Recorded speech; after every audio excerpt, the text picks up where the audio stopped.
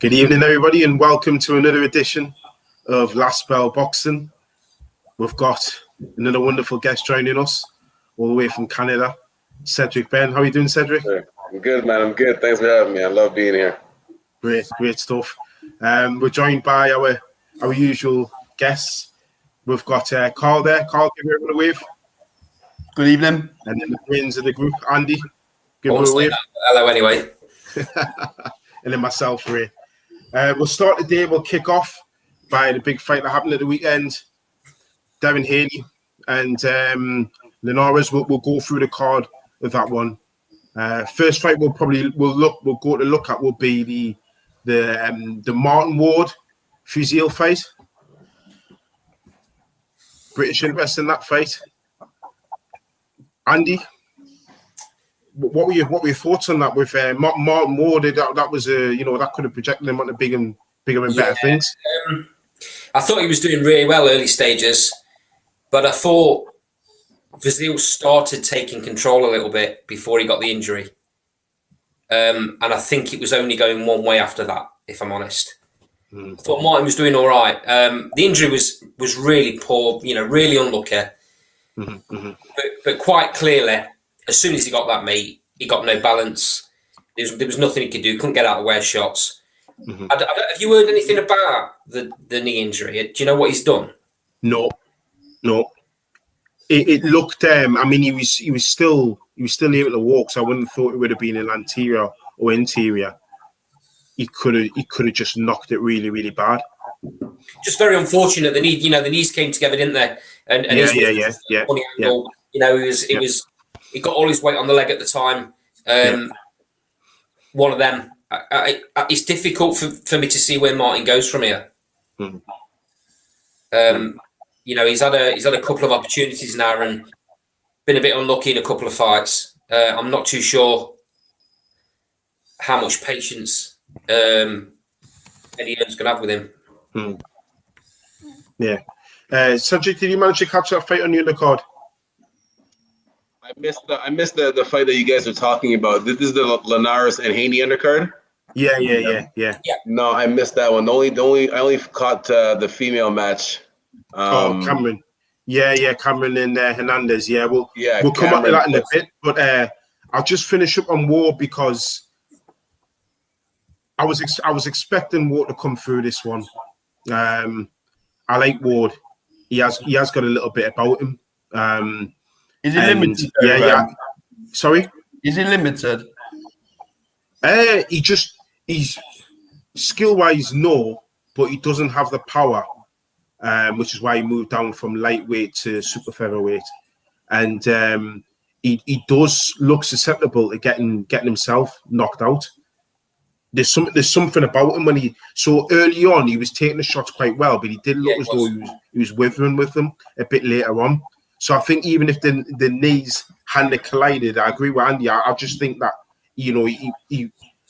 Fuzil, you could just tell, was just starting to get the measure of him. It took that 3 or 4 rounds for him to get the measure of Ward, but Ward did look quite tricky, and you could tell Ward was catching him with clean shots, clean right hands early on. But it didn't seem to be deterring Fuzil. They didn't seem to be troubling him. And at that level, he didn't have that equalizer, and that's what you needed against a guy like him. Yeah. You need a bit of power to keep people off you, don't you? And Martin. Yeah. Or you've got to be throwing. The thing is, he was throwing single shots. Yeah. If you don't have that power, that's you can't get away with that. Can't get away with that. You've got to double up on those. You've got to up your punch variety, and you've got to use more volume. And that decline as the fight was going on. So at the time the fight was stopped and 2 rounds down. So I could just see Fuzil starting to take over on that one, which was a shame because I like him. Where does he go from here? I think he'll probably come down to British sort of like European level. Because he was beaten by Tennyson. That was his only other loss, and he's had a couple of draws on there. That was when Tennyson was banging form as well. Yeah, I know. Eddie Hearn considered this to be a breakout fight, didn't he, for Martin with Jay Ward? This could have been his. Yeah. Yeah, it did, and it just didn't. It just didn't come off for him. So maybe he goes back down to British European level, and then comes the game. Yeah, That's the way I see it for him. But the other fight, the shame is, Ray, he might end up only sticking at that level as well, because I'm not convinced he's good enough. Like skill wise, he's got a lot of skill. I like his movement in the ring. He's clearly he is clearly talented, but there's a number of things you've got to take up to world title level, or to be a world title contender, and those are the departments that he's lacking. And it just so far, every time he's stepping up, he seems to be getting found out. It's all about levels, unfortunately. It is. But speaking of levels, Chantel Cameron certainly saw that against Hernandez. Cedric, you saw that fight. Yes, and Hernandez, you're a fan of, is my understanding. So how were you surprised at Cameron? Was that your first time watching Cameron? Well, it's because my last memories was watching Hernandez fight, and just how she's a crowd pleasing fighter. Hernandez is one of those fighters. As a coach, the best way I describe him, like, I love watching those type of fighters as long as they're not one of my fighters. Like like Mickey Ward or Arturo Gatti type. Obviously, I love those types of fighters. Are great for the crowd. But me personally, I don't want my boxer fighting like that. So the last time I saw Hernandez, or maybe it wasn't her last fight. The last fight she fought was a while ago. But anyways, she was an exciting fighter to me. So that's why I was just kind of personally going for her. But Cameron put a boxing lesson on her. And sometimes, it's sometimes, and you guys know this, sometimes some boxers are too tough for their own good. Yeah. Because Hernandez was taking some serious shots that didn't count as 8 counts, but they could have easily counted as 8 counts. But she's just one tough cookie. So, but Cameron, she put a serious boxing lesson on her. What do you think about the stop, Cedric? Oh yes, that again. And with that being said, everyone that knows me knows I'm all about safety first. Yeah. But that one, I believe, was a little bit early. It was poor, wasn't it? Yeah, I definitely think she could have continued. Like, she wasn't wobbly. She wasn't like, she was fighting back. She was getting hit, but she was definitely fighting back. Again, I'm all about safety first, but that fight, I think she could have continued. She took more punishment earlier on, and you let her carry on. Yeah, and even, again, even the knockdowns didn't look like she was getting discouraged. She still got up talking trash like she wanted some more. So I mean, I definitely thought it was a bit early stoppage coming from someone who's all about the early stoppages. I mean, Chantel Cameron, she wasn't very complimentary after the fight, was she? Saying she never got out of third gear. I didn't listen to the interviews after, but she didn't. She didn't. I mean, Andy, you had a clear view of it. What are your thoughts on it? Well, on paper, Hernandez presented quite a few problems for Cameron. She's been a world champion at a lower weight, firstly. Mm-hmm. Yeah, she was getting on a little bit age-wise, and she hadn't fought for a long while. Is that right, Cedric? 2 years. Yes, quite some time. Right, a couple of years, maybe 2 at the most, something like that. So that obviously didn't help. I'll say this. The girl's confident. The ring entrance was, I was chuckling to myself, thinking, wow, this girl's confident. She knows something we don't. But Chantel Cameron, I completely agree with what she said after the fight and what Ray's saying. She cruised. She didn't look in any trouble at all throughout the whole fight. It's as though she'd got Hernandez's number from the first bell. She's very, very, very confident, Chantel Cameron, and very skillful. She's going places that she's going to become undisputed without any trouble. Well, the female UK boxing scene's on fire. Well, include Ireland in that. UK and Ireland female boxing scene's on fire, isn't it? Yeah. I think it's on fire across the whole globe, and I think Eddie Hearn's got a big part to play on that. We'll talk about him a bit later on. But what I liked about Chantel Cameron was she showed a lot of patience in there. She picked the shots really, really well. Yeah. She could have gone for the kill and she could have got Hernandez out of there early on. I, for one, thought the stoppage was fair enough. I thought it was fair. I don't think it was fair. I think if you're taking that much punishment early on, the referee comes over to your corner and says, if you take any more clean shots, I'm going to stop this fight. So show me something. So if the referee's giving you a warning. Yeah. I take Cedric's point. Sorry, Ray. I take Cedric's point regarding the safety bit. But Cedric, with that in mind, when did it come to the point where the other boxer's clearly not going to win the fight? So when did you get to the point where you pull them, Cedric? You know, for their own safety. Yeah. And that's the point I'm making. You know, if you're doing nothing and you're getting hit that cleanly and it's one-sided, and the referee's coming over to you in between rounds and saying, "Show me something," because you're getting hit so cleanly, I'm gonna have to stop the fight.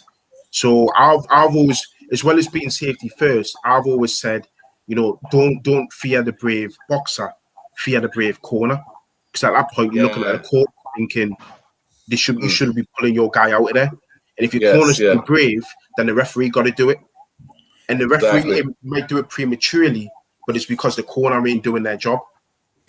Exactly. So, exactly. So my question would be, because I didn't see exactly in between each round. Yeah. Earlier in the earlier rounds, I don't know if one of you saw, did the referee go to Hernandez's corner and tell her that, like, listen, you're taking a lot of shots right now. If you continue to do this, I'm going to stop it later on. Ray, you're shaking your head. So the referee did give her a warning? Oh, okay. Well, then, if that's the case, then, you know, he did warn her. He did warn her. So, again, even though I still think it was early, he did warn her that he was going to do it. So it shouldn't have been a shock. Like, you know. Yeah. So, yeah. I think it's because it was a bit like, was it on the Canelo Billy Joe Saunders card where the Japanese fighter was stopped? Yeah. Oh, yes. Yeah. So that was a cracking fight, and everyone was saying the Japanese fighter was coming back to it, but he was getting hit clean with clean, hard shots. And I just think that you've got to think these fighters are brave anyway. They're brave anyway, and at that point you've got to look at the corner. If the corner's not doing anything, you leave it up to the referee, and you put or the doctor, and if they cut, and you're putting, you know, you're leaving it up to somebody else to make a decision. Yeah. You know, you've got to defend yourselves at all times, and if you're not defending yourself, then the fight gets stopped. I think we need to. I think we need to highlight. We need to highlight Jamie Moria. So that's Chantel Cameron's trainer, for those that don't know. Yeah. Sorry. Okay. Yeah. Jamie Moore's Chantel Cameron's trainer. He's done wonders with her because I believe this is right, that before Jamie Moore took her on, she was considering quitting the sport. Yeah.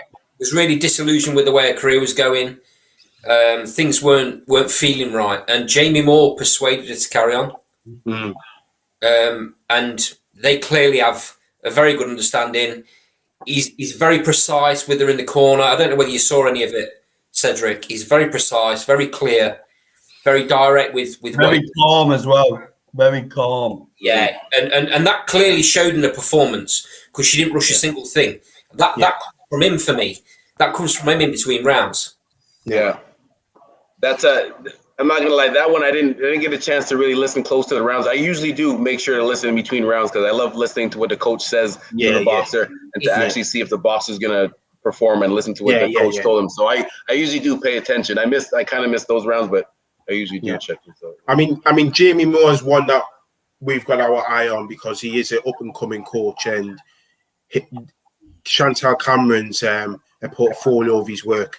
What I mean by that is she's a fine example of how he's taken somebody from. I mean, she was with, ironically enough, she was with a pretty good trainer before she came to Jamie Moore. She was with Shane McGuigan, who did I miss something there? I think there might have been a glitch in the audio. Did you say? I'll repeat that again for the fans there. So Shane McGuigan's biggest fan, as we know, is Carl. So as I said, she was with she was with Shane McGuigan. But I think the point that gets made there by Andy is a pertinent one. You know, he has done wonders with her. He's transformed her. He's got a confident fighter, and for me, tactically, she's really good. To the point that I think she's one of the very few fighters out there who I could put in there now and probably say, yeah, I would. In the Katie Taylor fight, you can lead in the water. Maybe 18 months ago, you would heavily favour Taylor.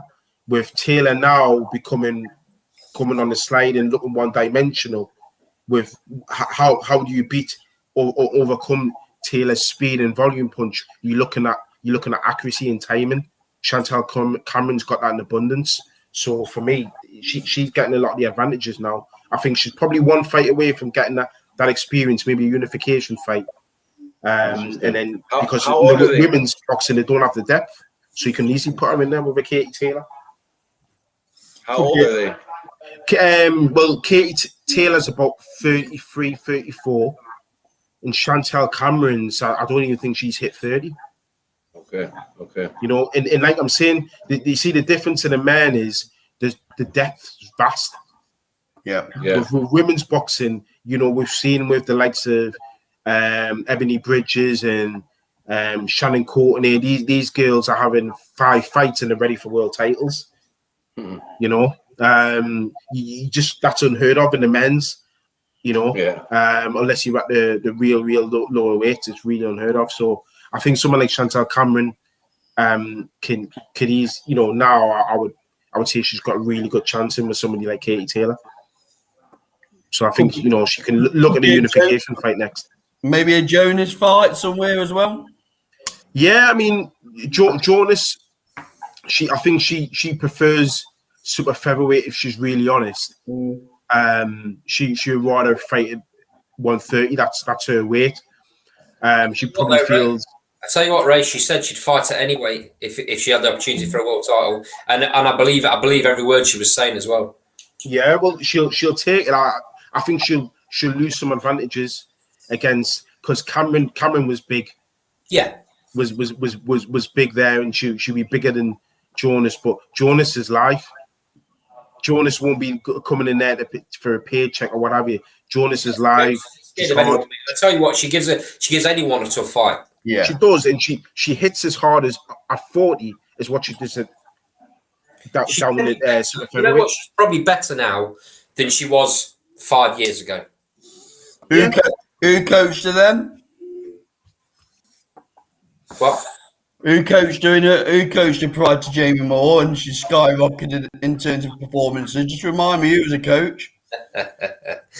Your best mate. The guy who can walk on water, according to you two. He's a great coach. Yeah, I mean, he wasn't my coach of the year. It's like anything, Carl, isn't it? You can put one of the best footballers in the world in with a coach that he doesn't get on with, and his career at that club goes down the slide. Yeah, it's like any sport. If it doesn't click with the coach, boxing's probably even even more important in boxing than it is in a team sport. Yes. Because you're not relying on anyone else. I'm sure she never missed weight under McGuigan, but I'd question the boxing. Before you slate McGuigan anymore, Cedric will tell you there has to be a connection. You know, definitely. It's the most important thing in the world is the connection between the coach and the fighter. Yeah, because we have to be able to trust each other when we're in battle. It's not just simply you have good athletic skills, and I know how to tell you how to throw punches, so we'll just make it happen. We have to have that mental connection. We got to be able to trust each other. You have to be able to know each other, know your strengths and weaknesses, so I can tell you, I'll tell you that I'm not going to tell you to do things that you're not used to doing, especially in a fight. And then, that's where the confidence gets built in the fighter from sparring, and then builds it up from there in a fight. Yeah.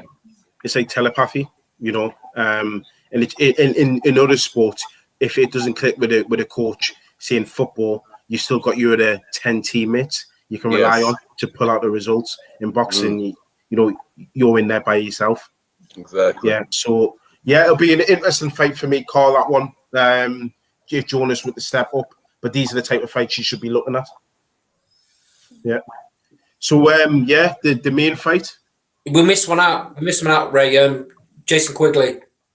Oh yeah. Jason Quigley. I missed that one. How could I forget that? I had that as fight tonight, and it was a really good fight against Shane Mosley.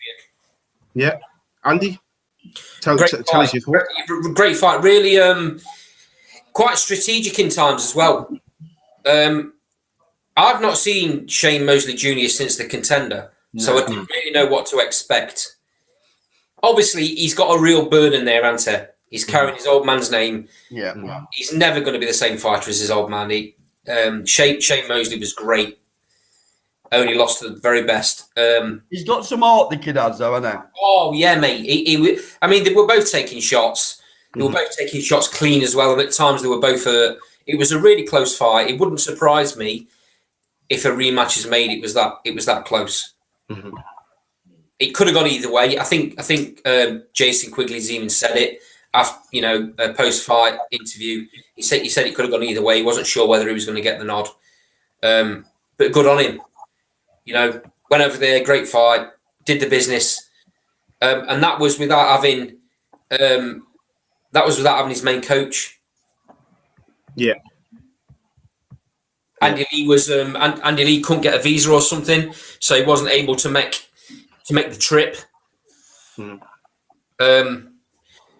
You had Wayne McCulloch there, and Wayne McCulloch's pretty switched on. Yeah, not a bad fighter, Wayne, was there? No. Yeah, he wasn't. Yeah. Great fight, Wayne McCulloch. But yeah, so all things considered, really good performance from Quigley, and he's got a chance of getting somewhere. I reckon he's certainly going to get bigger and better fights off the back of this if they don't get a rematch. Ireland are crying out to follow someone, aren't they? They're crying out for a name who they can get behind. They've got the female, they've got Katie Taylor, but in male terms, they've not really had anyone since Frampton, have they? No, I think he's got a good market there, and he's quite marketable, isn't he? He speaks very well, Well, I mean, there's still a lot of hype around Mickey Conlon, because he's as well, Ray. Sorry, very well deserved. I like Conlon. Yeah. What Conlon? Yeah, no, Conlon. He's a good fighter. I rate him. Yeah, he's all right. I'm not massive on him. He didn't look too good against his last fight on the Frank Warren show against a Romanian. But my point there was that, there's a couple of fighters, but I think probably as we hear from Steve, they don't get the big shows in Ireland anymore. And probably Quigley will need that, but you need a big name. But he's got a chance now because of that win. Yeah, he's got a chance now to get somebody over there and get a big fight there. But it was a cracking fight. Cedric, how did you see it? We're still talking about the Quigley and Mosley fight? Yeah. That's what I missed that one too. That was right before the main event? Yep. Yeah. No, I missed. I only saw the Cameron and Hernandez fight, and then the Haney Linares one. Sorry. Yeah. Well, it was. I mean, just what you said, Andy. Really, the fight was what it was. It was the momentum was changing in that fight so often. Sometimes you thought Mosley was getting the upper hand. Sometimes you thought Quigley was getting the upper hand. But I one thing that impressed me, I noticed about Quigley was he did appear quite slow and quite flat-footed at times. I thought Mosley's going to run away with this. He's going to outbox him. But the thing with Quigley is he varies his shots well between his power shots and his jab, and that caught Mosley. From that he was able to capitalize on that, stop Mosley in his tracks. I think he worked Mosley out a little bit quicker than what Mosley would work Quigley out, and I thought Mosley would work Quigley out much quicker because of how slow Quigley looked at times. But they both hurt each other in the fight. I think it'd be interesting whether Quigley stays in America for another fight, or whether he gets a rematch, or whether he comes back over here. If he's placed in the right place, if he fights in New York, he's getting traction. Boston. Boston, yeah. They love an Irish fighter, don't they? And they'll get behind. Yeah, those parts. Shall we move on to Haney Linares then? Okay, yeah. It'd be Cedric, interesting to get Cedric's view on this, because I've got a feeling Cedric's going to think completely differently to what I might be doing. Well, the results were what I predicted. I said that this was a good step up fight for Haney, because even though we would not pick Linares to beat any of the other champions right now, I'm sure we would still pick him to beat any of the other B level fighters out there. So and this is probably the best, other than Gamboa with his hurt leg. This is probably the best competition that Haney has faced. So that's why I said it's a good step up fight for him. However, the same right hand that dropped Lomachenko and also dropped Luke Campbell, two guys with former gold medalists.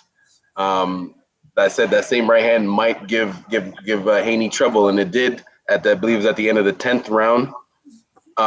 Even though he got caught at the end of that 10th round, I still gave him that round.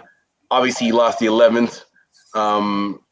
But I still think he got the 12th too. I only scored honestly 2 rounds for Linares, but there was many rounds, like on my scorecard thing, like there's a button you could press for rounds that you think were close. So even though I had it 118 to 110, there was still 1, 2, 3, 4 rounds that I marked that could have went either way.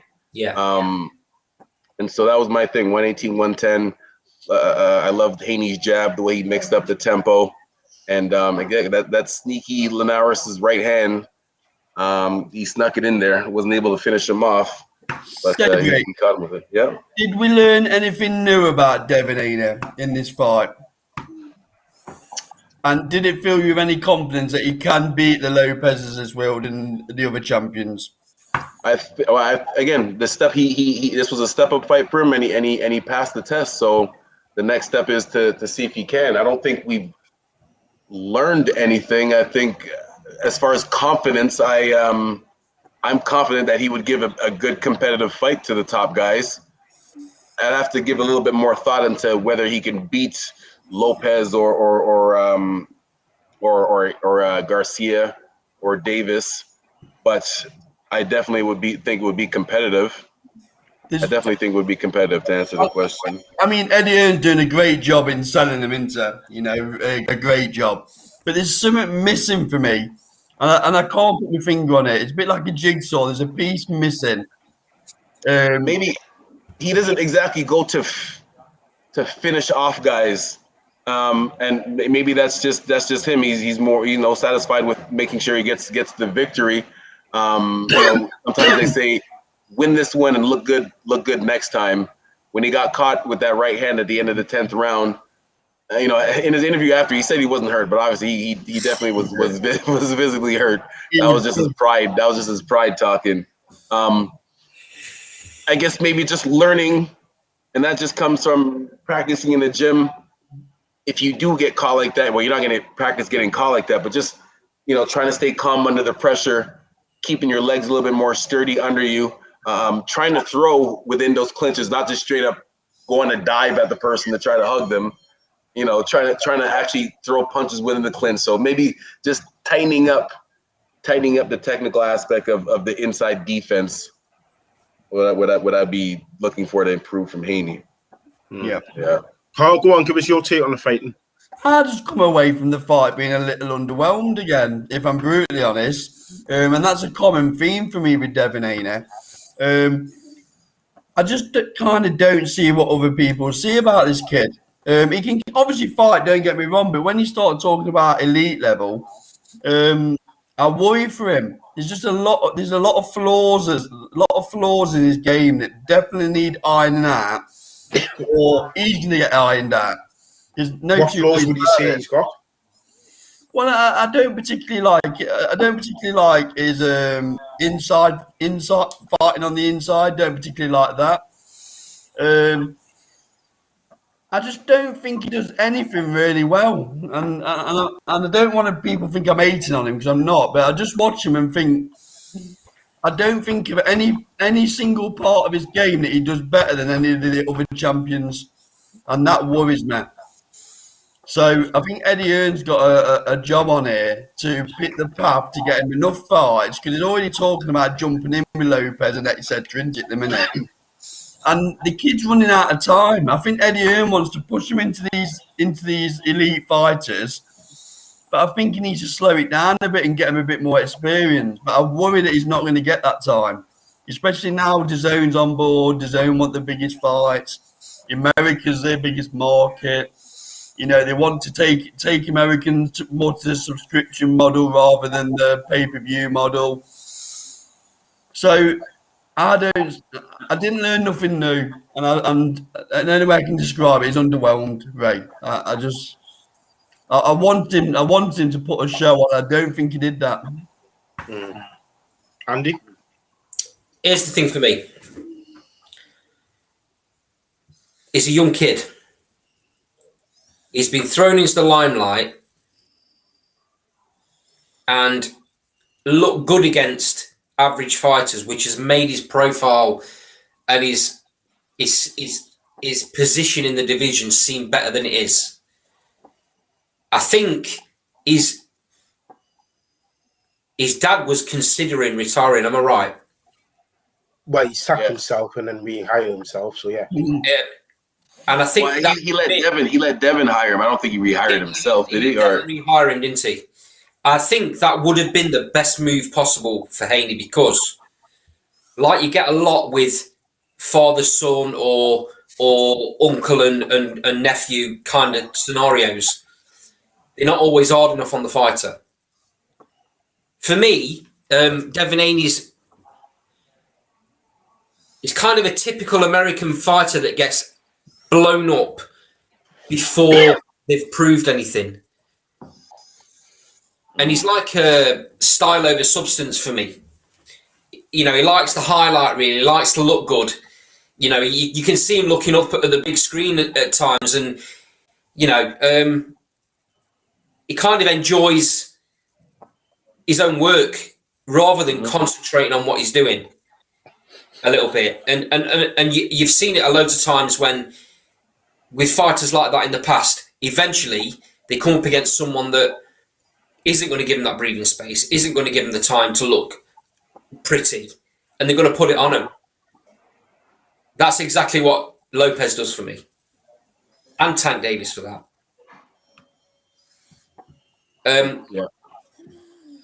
He's being pushed a little bit too quick.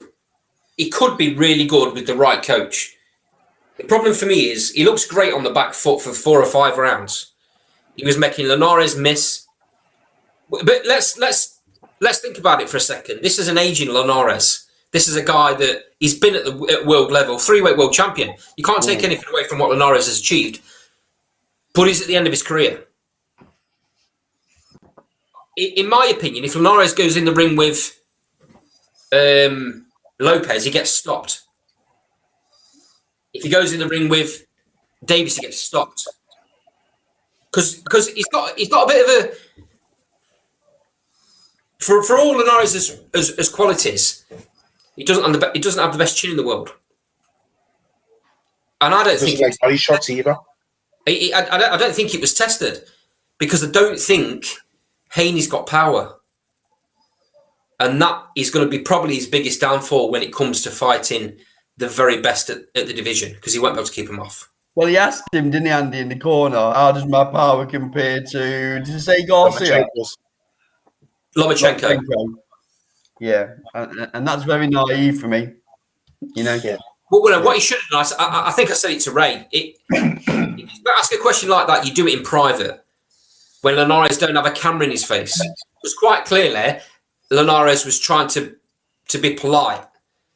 You know, he's just had a fight with a guy. He don't want to look like he's been a bad sportsman, saying, "Oh no, you can't punch." He can't say that, can he, in front of him when there's a camera? He might have said that to him and gave him some tips behind closed doors. But for Haney to kind of do that in front of cameras, it's like you say, it's a little bit naive and probably shows his age a little bit there. But then Linares goes on camera almost straight afterwards to another reporter and says, he didn't hurt me once in the fight, he can't punch. Yeah. Which is probably the truth. Probably the truth. I don't think Linares was hurt in the fight. Yeah, I agree. He lost the fight, don't get me wrong. In fact, I had it 116, 112, I think. Some guys, how about this? There's some guys that might not have knockout power, but I believe they have respectable power. For example, like when Mayweather later on in his career, he wasn't knocking anybody out, but at the same time, nobody was walking him down. No. Like I just think he had respectable power. So I think with Haney, so in the situation with Haney and Linares, Haney might not have knockout power, but Linares wasn't exactly trying to walk him down and walk through his punches. So No, maybe. But Mayweather didn't get hit on the inside anywhere near as what Haney did. Yeah. And this is the thing. You guys are giving your views. I'll give mine. We'll talk about Haney's age a lot. Oh, he's only 22. Oh, he's only 23. He's a young boy. Lopez is the same age. Yeah. Mm-hmm. Lopez is the same age, and look what he's achieved. Look at his resume. I don't think he's being pushed too quickly, Haney. In fact, I think he needs to step it up. I think he's had enough gimme fights. He's about 25 and 0. I haven't got the thing in front of his eye. I'll just do it off your head. He must be about 25 and 0, 26 and 0. But he's had, he's most of those have been gimme fights. You look at the likes of Davis. If you want to class Leo Santa Cruz as a lightweight, for me, he's not. But you look at Lomachenko, you know. Well, actually, I would put Ryan Garcia in a similar mix to Haney, as in who are these guys actually fought. And I think that's probably the point where Carl and Andy is saying about, you know, there's a lot of hype with these guys, and they haven't really fought anyone. But I see your point, Cedric. He needed this type of fight. He needed to fight either somebody like a Pedraza or Fortuna or Linares this fight, and then probably somebody else in the next fight before he goes in with somebody like a Lopez, because Lopez will beat him, and he's probably lucky that Lopez has probably got one fight left at the weight. Because Lopez, I can't see Lopez doing 9-9. 26 after the Cambosis fight, Cambosis Junior fight, I can't see him doing that weight again. So that's where probably Haney's may come to it, but there's still kids that can make a lot of noise. Cambosis Junior is a live opponent for me. I think he's. I think he causes Haney a lot of problems. You know, in that fight, I had it 115, 113. I had Linares winning round 4, 9, 10, 11, and I gave him the last round as well. I thought Linares, I thought at the start Haney was hitting him at will with the right hand, but Linares was catching him with his left hook towards the end of the fight. That became his weapon. But I was just a bit, because for me, Linares was putting a lot of educated pressure on Haney. And that seemed to cause Haney a lot of problems. Where just at first it just looked as though Haney was just picking him off, circling him. Once he stepped inside, that educated pressure that Linares was putting on Haney made him think. And hopefully he grows from that. He learns from that. Because I agree with what Carl's saying, and I've wrote it down in my notes. Haney looks vulnerable on the inside. He's far better on the outside. Whether he did that, whether he applied those tactics to mix it up to look good for the fans, you know, because he was never going to get a knockout, whether he wanted to show a different side to him, fair enough, but he should stick to the outside boxing. He looks far more comfortable and convincing than that. And that's where probably, Cedric, your point comes in about having that hitting hard enough to respect your opponent.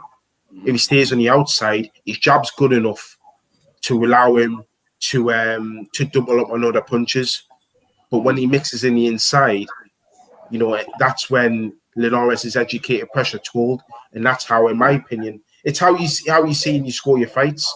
It's what you like in a fight. You know, I like effective aggression and ring generalship, and some of those rounds you could see probably Linares was just taking it over, but Haney had done enough in the early rounds.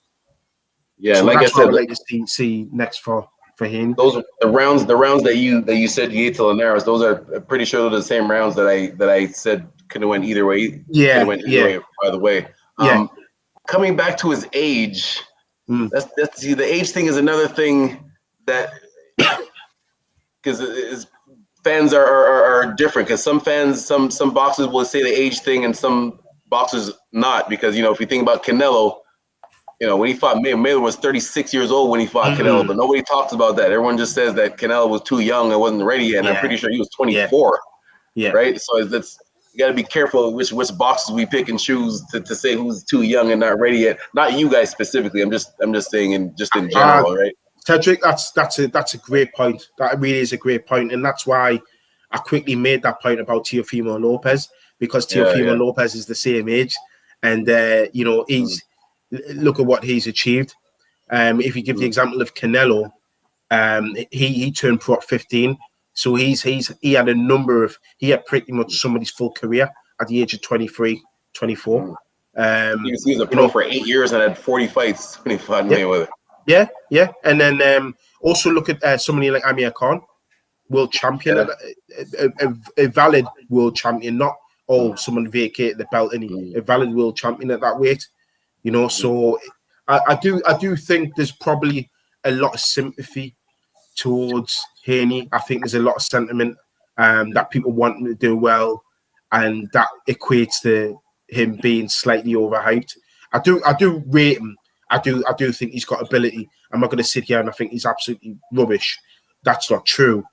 I don't think he's as good as the other kids in lightweight. I think lightweight, super featherweight, a stacked division.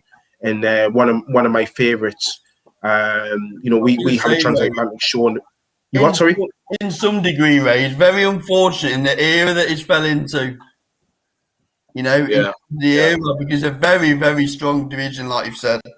Yeah, it is. And what I was going to say there is, if you look at the divisions below, you've got some talent ready to come up. You've got like Shakur Stevenson, who I think is going to be, He's similar in terms of he's got a lot of skill, but when he's on the inside, he looks comfortable. For me, if you're going to be on the inside, you've got to be comfortable with the uncomfortable. You've got to exchange and give at the same rate. Shakur Stevenson does that so naturally; it's unbelievable. Yeah. But I don't have a problem with him stepping up the weights. I think he's going to be exceptional. There's a kid that I know I've been watching. He's just recently turned pro, Keyshawn Davis. At lightweight, he's very promising. So when these guys develop and come to their own, and Haney hangs around there, I can see these guys causing some serious problems for Haney. But then again, look, Haney's good. There's plenty of good talent out there that just don't get to that elite level. But I don't think he's going to be a world beater.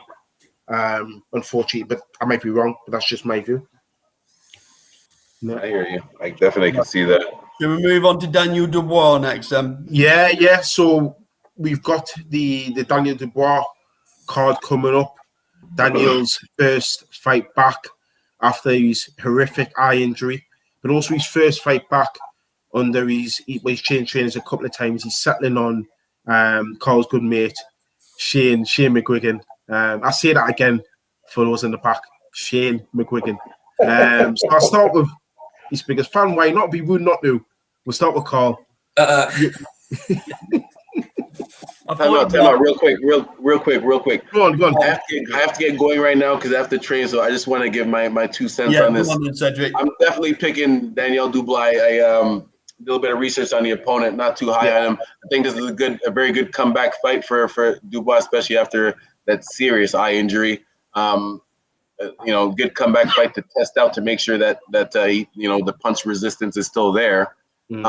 With that being said, I still would not pick him. So I should know this, but how many fights does he have now? What is exactly his record? Because he still needs some development before before we talk about him facing any of the top guys. I love his jab. Like most heavyweights, I love his jab. This needs need to be a little bit more active with it. So with that being said, Dubois unanimous decision, and Cedric, he's with a great coach now, mate. There you go. All right, guys. Thank you very much for having me, man. I'll be back next week. Take care. Have a good night, guys. Go on then. Let's just get about to give us your views, Carl. Let's get the downer on the situation from Carl. So, yeah, it's not. I know Eddie Hearn's talking the opponent up, saying not Eddie Hearn, Frank Warren. Frank Warren's talking the opponent up, saying he's a live opponent. Let's have it right. It's a gimme fight. I expect Dubois to do what he does, and he looked very good against bang average opponents. Do I think Shane McGuigan can teach him anything new at this stage? Probably not. They've not been together that long. I'm not even sure Dubois got the ability to change his style anyway. So I'm sure he'll look good. I think he'll blast this guy out round four. Round four, he'll blast him out. We won't learn anything new about Dubois because this guy won't land much on him. And then, yeah, it's a difficult one for Mr. Warren because he can't sit this guy around at British and European level because we've been there, done it, haven't we? So he's going to have to start pushing him up through the ranks. Where does he have a Gorman rematch? I quite like Nathan Gorman. If Nathan Gorman got his motivation, I'd give him a chance in that fight. But to answer your question, round four, Dubois will blast him out. We won't learn anything new about him. But I'm sure his weight's on. I'm sure his weight's fine. With Mr. McGuigan in his corner, I'm sure he'll look good. What are you trying to say there, Carl? Nothing. So yeah, that's my view. Ray, I'll go round four. Andy, take us away. Okay, so Carl's got one thing right there. He's not been with Shane McGuigan long enough to have taken on board what Shane wants to teach him. I am of the opinion Daniel Dubois is capable of learning new things. He's a young man. And unlike Carl, I rate Shane McGuigan, as I've said numerous times. He's a really good coach. Not just a nutritionist, by the way.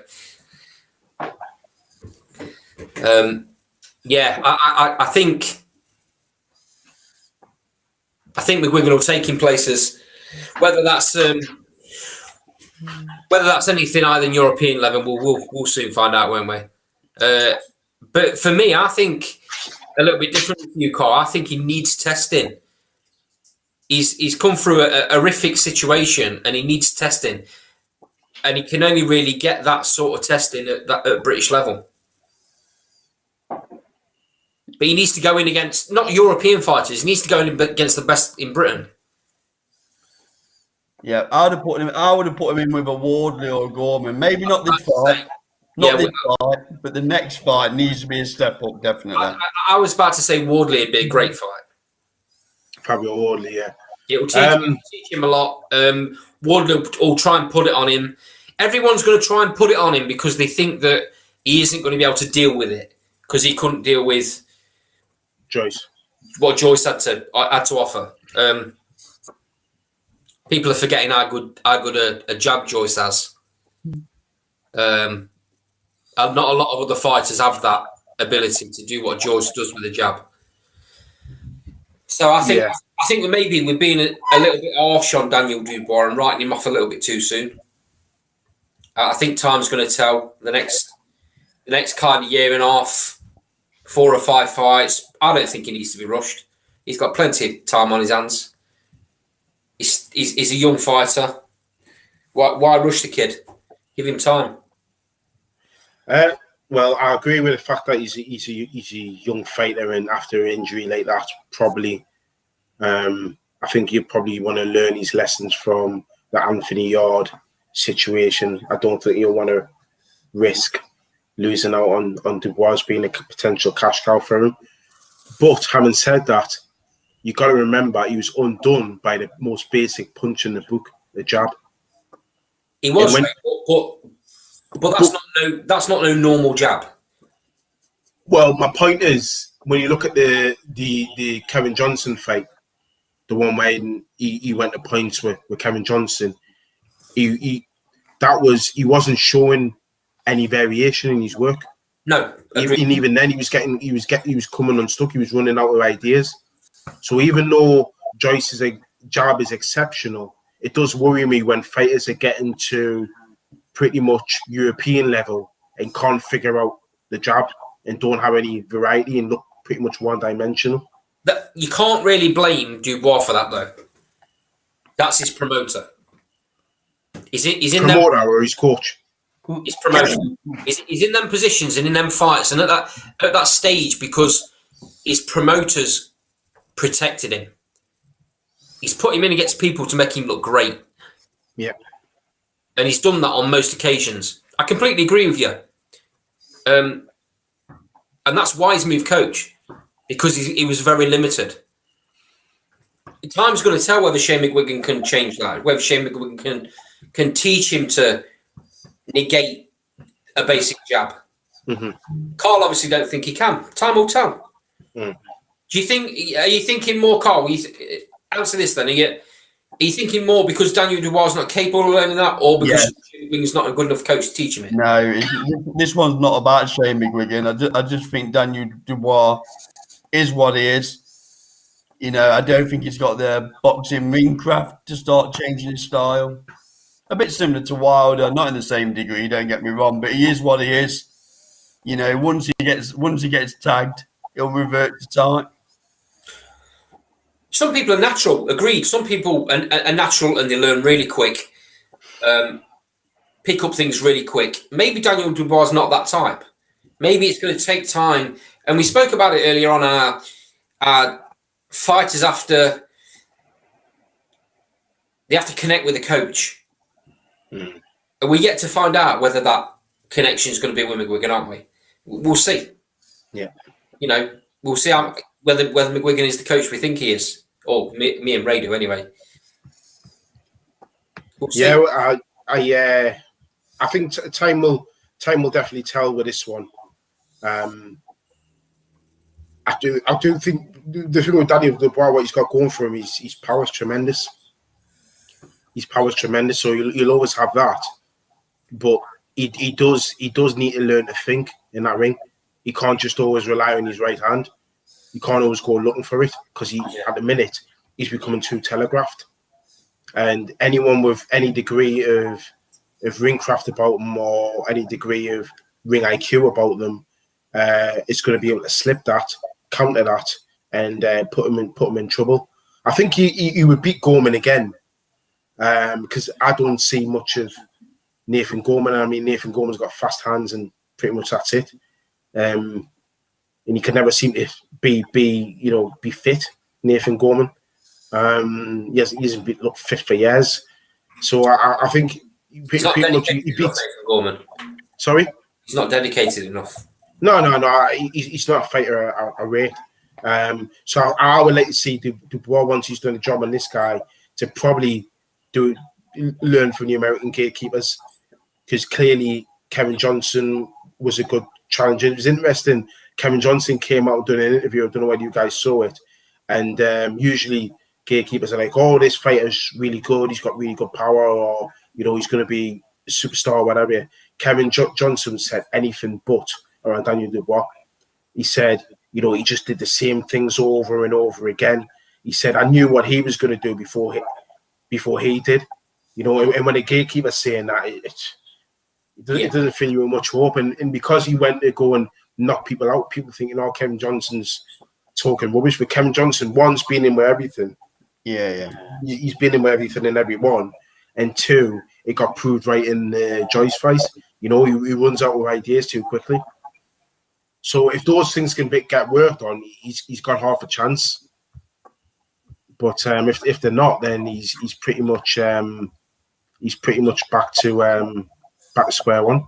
Well, I'm sure now he's got the Messiah in his corner. He'll be sorted in 18 months. So, before we move on, do you want to talk about a couple of the undercard fights? Yeah. So we've got Tommy Fury's on, isn't he? Tommy Fury's fighting. He's fighting a 2-0 fighter, Jordan Brandt. First time. It's been a bit of a running joke with people that want to knock Tommy Fury. He's every opponent he's had so far has had a losing record, apart from this guy. Tommy Fury's another one into. He's very young, not had much experience. I mean, not a lot to say about him at the minute because he's not been anywhere. He's not done much. I think with Tommy Fury is he's very, very, very raw. Yeah, very raw, and he's very right hand happy. Clearly, he's not of. It's his brother is probably one of the more skillful and technically gifted fighters I've ever seen, and then you've got Tommy, who's as well naturally. Yeah. Tommy is just a complete opposite. He's very robotic. Why don't we get in with Shane McGuigan and he can sort that out as well? I mean, he's with his dad, you know, and he seems to be enjoying it there. But I think we're going to see Tommy Fury in another 10 fights like this. If I'm going to be honest, boys, because I don't think we're going to see him tested against someone decent until he's about 15 and up. I'd like to know how he takes a shot because I don't think anyone has even landed a glove on him yet. I'd like to see. Well, put it this way, Carl, we're not going to find out anytime soon. No. You ain't going to find out on Saturday night. No. It'd just be interesting to see what he's like when he gets it put on him a little bit. You know, and actually what power he carries. So, so far he's looked. That's probably been his best attribute, his power. But then again, you expect it to knock the guy's his face out.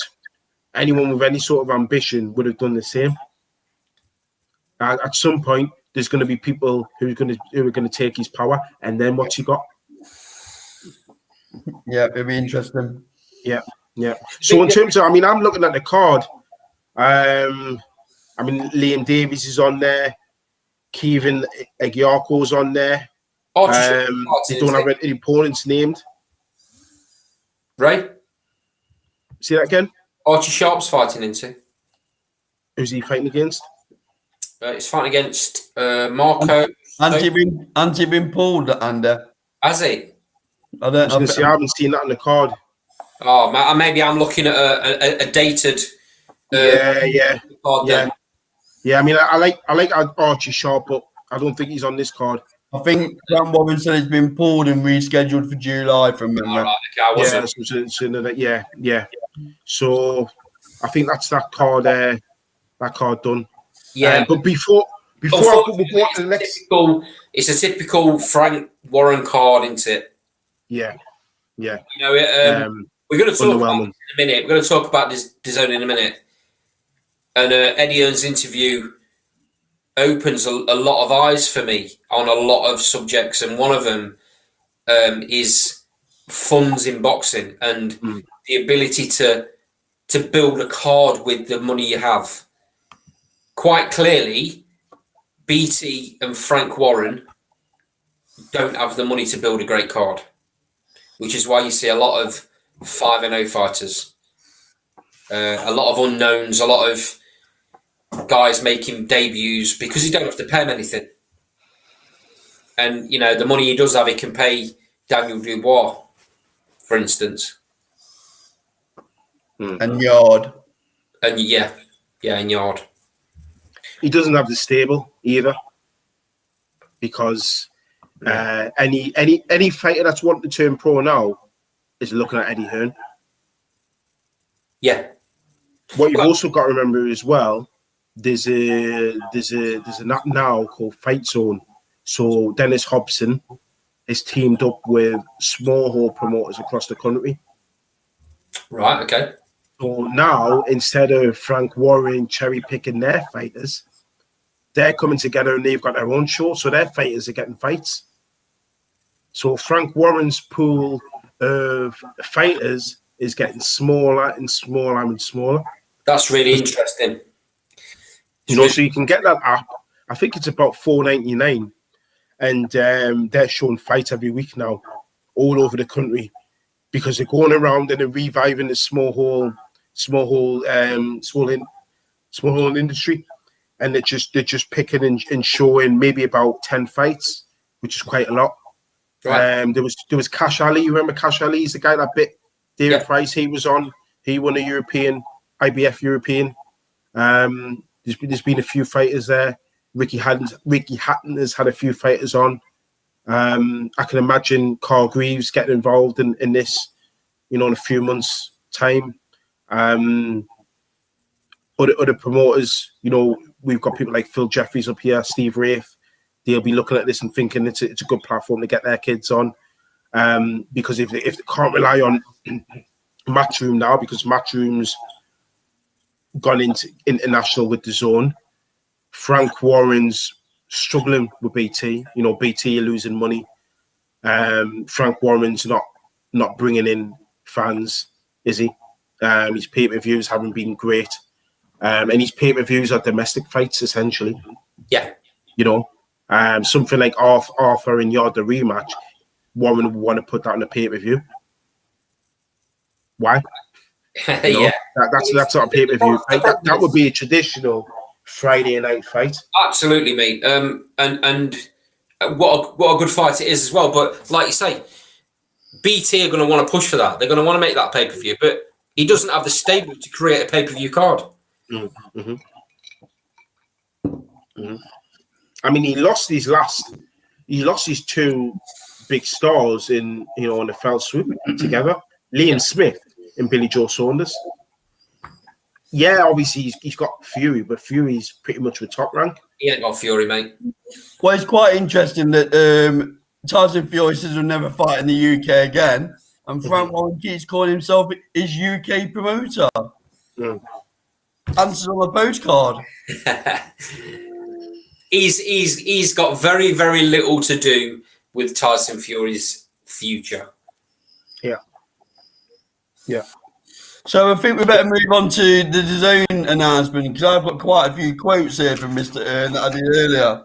Well, so crack on. We'll work our way through them. So obviously it's a 5-year global deal. It's going to start with Fight Camp, which is going to be 3 shows in 3 weeks. From when did he say? Yeah, start from the end of July. Right. Not the 24th. The following weekend. Hold on, caller. I've got the dates. So Go on, spill it. The first, I'm just building some anticipation, Andy. If you shut up a minute, or I'll put you on mute. So July the 31st is the first Fight Camp. Will that be the following weekend from the 24th then, by any chance? Say again. Is that the following weekend from the 24th by any chance? Well, why didn't you do the maths? Can't you add 24 plus 7 then? I said it was the following weekend. So followed by the 7th and the 14th. Now it's going to do a media day on June the 14th to unveil the schedule of all the fight camps.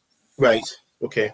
So let's start to break. So the 5-year global deal, it clearly states that it's gone to DAZN because it's a sustainable model, and to use his words, so he doesn't have to firefight moving forward in terms of budgets, which I thought was quite an interesting statement. So he insists that he's left on good terms with Barney Francis and Sky, etc., etc. I know there's been some movement in Sky's management team, and he does expect to do business with Sky moving forward. So he does business with Sky for one fight. We'll move on to Anthony Joshua in a minute, but what's your thoughts on that then, guys? I think it's a brilliant move. I mean, it didn't bother me either way. And I'm not going to sit here now and say, I always thought he would go to DAZN. It didn't bother me anyway. I know you guys asked me. It didn't. But for him, it's a brilliant move. For the boxers, it's a brilliant move. It's potentially bigger purses. But what it means for me, looking at it analytically, is bigger fights for the fans.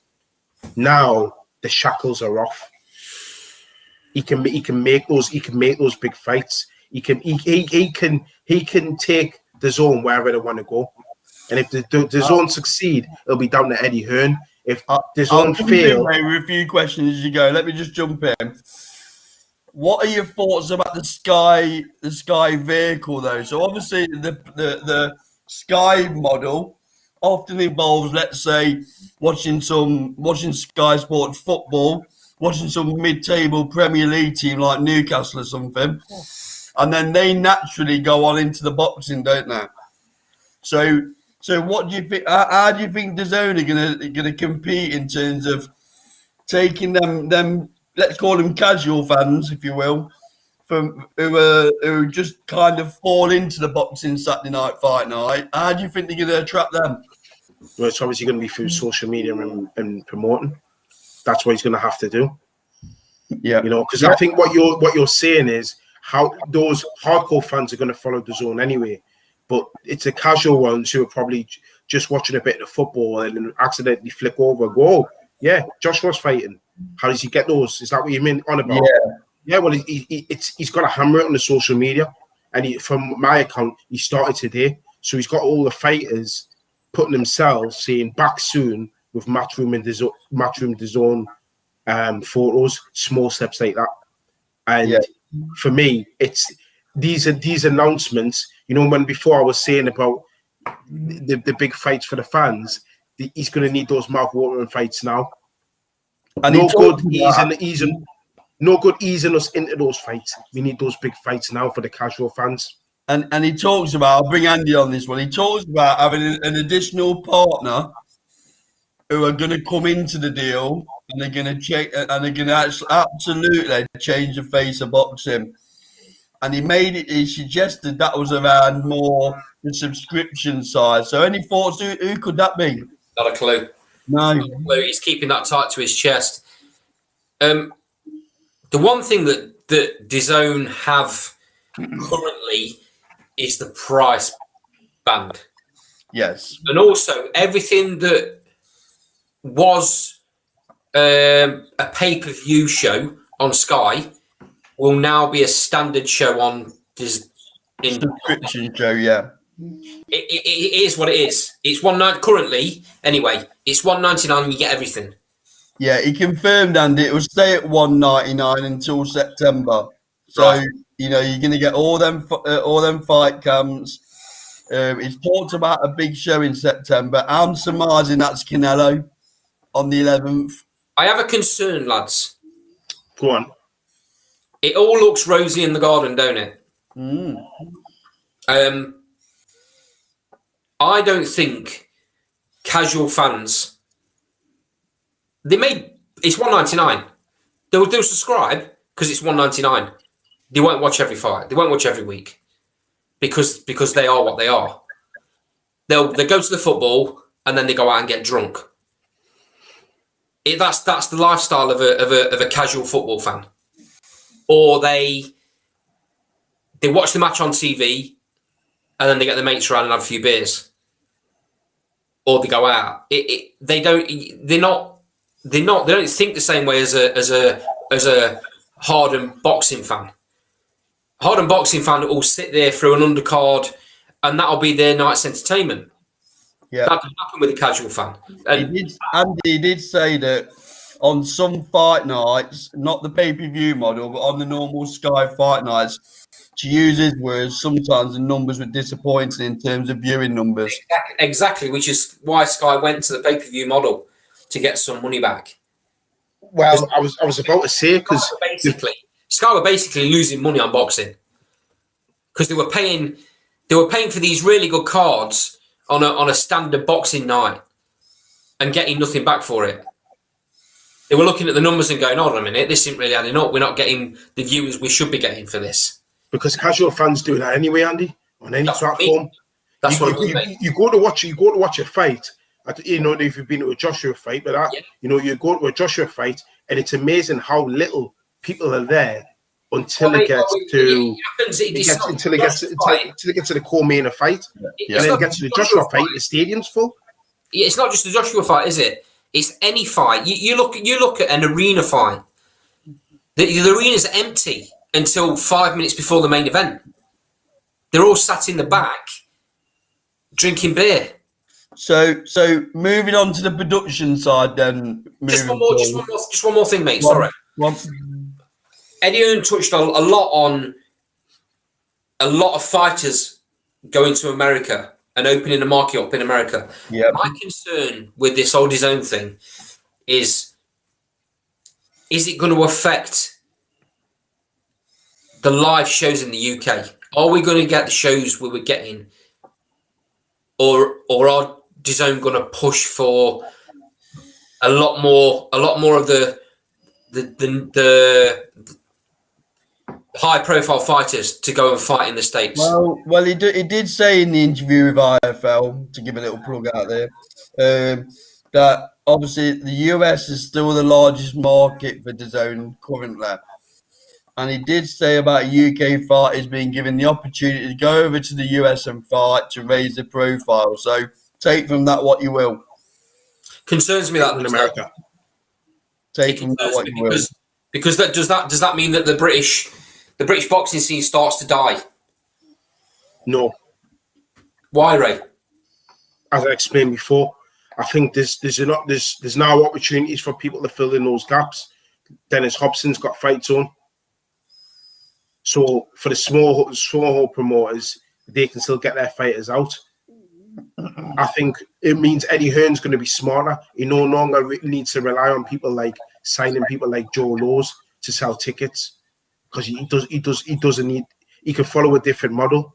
He can sign those and have a stable full of talent, and then likes of Joe Laws can go and fight for people like Dennis Hobson. So I think that's how it's going to work, and that's how it's going to pan out. My opinion. Right. You think he'll pick? So you think he'll cherry pick the best? Yeah. Because he doesn't need to rely on those. Because he's not being dictated to by Sky's finances and the restrictions. I get that, and I get the positivity for the fighters. I get that it's going to give fighters a much better career. Fighters are going to be paid better for doing the most dangerous sport in the world, without a shadow of a doubt. They deserve it.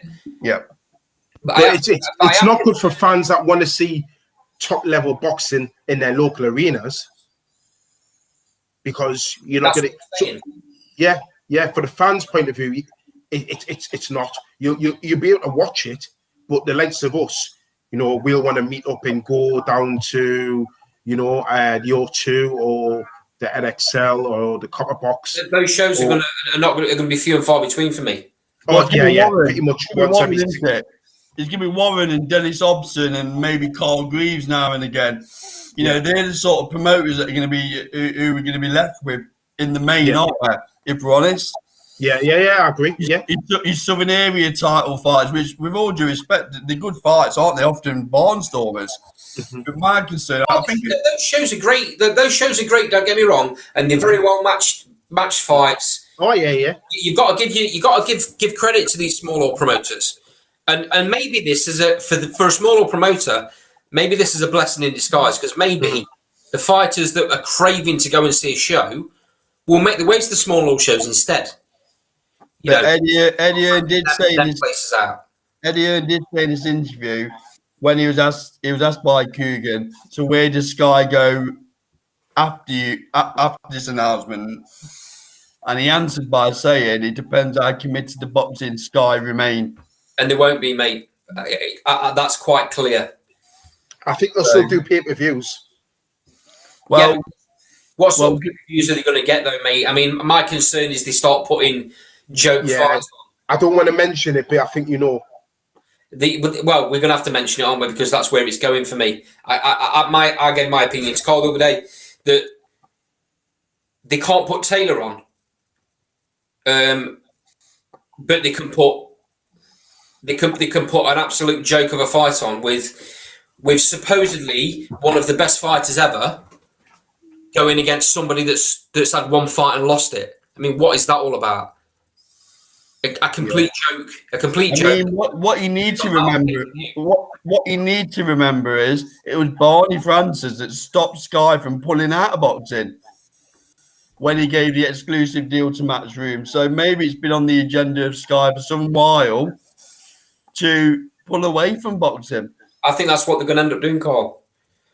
They will, like Ray just said, they'll put the They've got one fight left with Joshua, I believe. Yeah, one fight. Yeah. So that's obviously a pay-per-view. Joshua's not going to re-sign with Sky. He's going to go to DAZN and make himself an absolute shed load of money.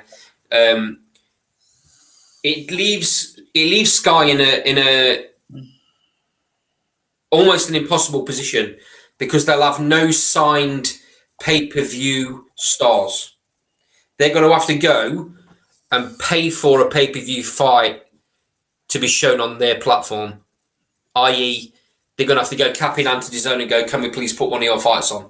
Please. Although, interestingly enough, AJ is not a part of the DAZN deal Yet. and he's not agreed any future TV deal yet. So he's not tied into DAZN. No, but come on. Let's have it right. It's not rocket science, is it? Well, Sky have no money, clearly, number one. Well, they do, but they have no money for boxing because they don't. It's all football. Yeah, it's all for football. They don't see it as a big enough money winner. It doesn't bring a big enough amount of fans in. They're pulling out of boxing. Simple. quite interesting though, Andy. He's not even signed up to Matchroom as of yet. No, but that deal's imminent apparently, and I think AJ isn't stupid, mate. I don't think he wants to go off by himself. I don't think that makes any sense. Why would he do that when DAZN can do everything that he wants them to do? He's going to command as much money in DAZN as Canelo is. Yeah. I mean, we've got a comment there from Become a Champion UK. Good friend of the show, been on before. Sky could tap into a specific niche like female boxing or 50-50 small hall fights. It would attract your genuine boxing. Not sure how the finances would work with that though. Well, first and foremost, we've got to congratulate our good pal David. He's just had a new baby, so we've got to offer our congratulations. So I hope he gets his sleep. But I can see his point about the 50-50 small hall fight, and that's what I was saying earlier. If that's not going to happen with Sky, it's definitely going to happen with another platform. There's Fight Zone there, and I think that's going to get big and popular. I really genuinely believe that. I think Sky probably see their future as no boxing or the big pay-per-views. I think the female boxing, those fighters are going to go with DAZN because Eddie Hearn's got them all. Frank Warren's got none. They're all going to go with Eddie Hearn and DAZN, so they're all going to be on there. Yeah, I mean, Sky could. I know, Dave, you're a big fan of the amateurs like myself. I would like to see someone like Sky, but they won't. I mean, the amateurs used to be on BBC, free review, the ABA finals, and the Olympics and stuff like that, the Commonwealths. I just think Sky are just going to be the big main events or no boxing whatsoever, which is going to be quite sad, I mean, just coming on to the fight nights. I mean, 16 UK fight nights a year isn't a lot, is it? And then I only looked at this fleetingly. So when he's on about 16, it's only 16 in the UK. Yeah. I thought you meant 16 overall. No, about 30. Yeah, 30 globally, over 30 globally. But 16 out of those 30 are going to be in the UK. That's what he's saying, yeah. So pouring in, mate. This is what I'm trying to say, mate. And then just so, is that in a year? Yeah, a year, yeah. Right. So you're almost really doing it once a month, really, once every 3 weeks. Yeah, to what we've been used to. I know we've been spoiled with it, especially pre-pandemic. We was getting a lot of boxing, wasn't we? And there's no real season, was there, towards the end? Yeah. It was going straight through. So I take Andy's point regarding, I hope the other promoters, the Sowlands of this world and the Frank Warrens of this world, really take advantage of this opportunity. But again, they got a lot of persuading to get Sky to turn around, because if Eddie Hearn's saying that he had a really hard time in the end he had a really hard time making the money spread around. If he's saying that with pool of talent that he had, I don't see how anybody else is going to do any better or convince Sky any differently.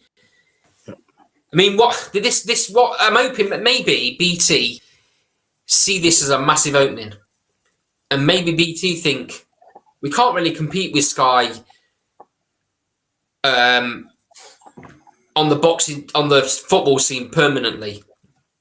Maybe we go down another route, and maybe we put a lot of money into boxing, and maybe we have, cards on every week, and maybe we do this and maybe we do that.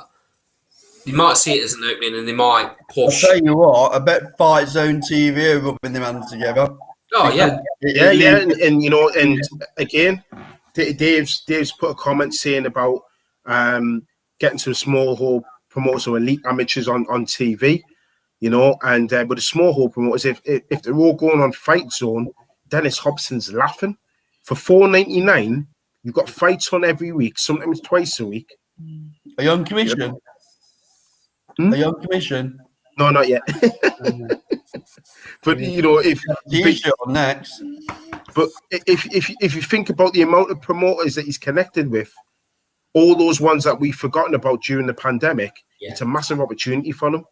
I mean, I don't think we're ever going to see open invite, Dennis. If you get sight of this and you want to jump on and give us your view from your perspective, we'd be interested to have him on. I mean, we've had Cole Greaves on explaining how difficult it is and what the expense is to put a small old show on. Yeah, during the pandemic, not just during the pandemic. Anytime. The costs involved anyway. Saying how difficult it is and how many tickets he has to sell just to break even on a small old show. So this has got to be music to these smaller promoters and ears, hasn't it?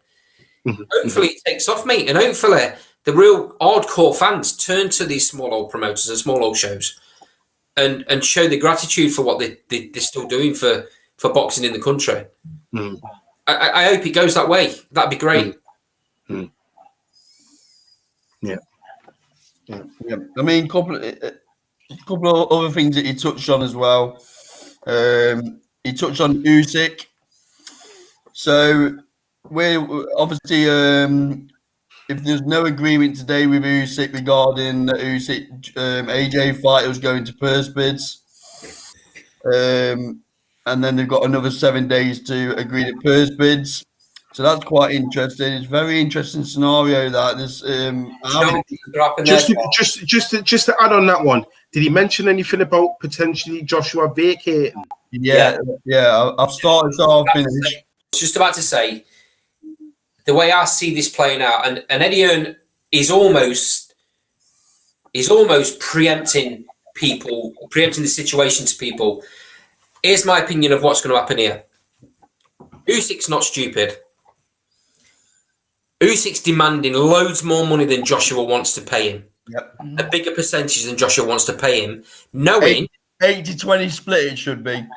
Yeah, and Usyk's obviously wanting probably more like 60-40. Yeah. So Usyk's wanting loads more money than Joshua's prepared to give him. And Eddie Hearn's prepared to give him, by the way.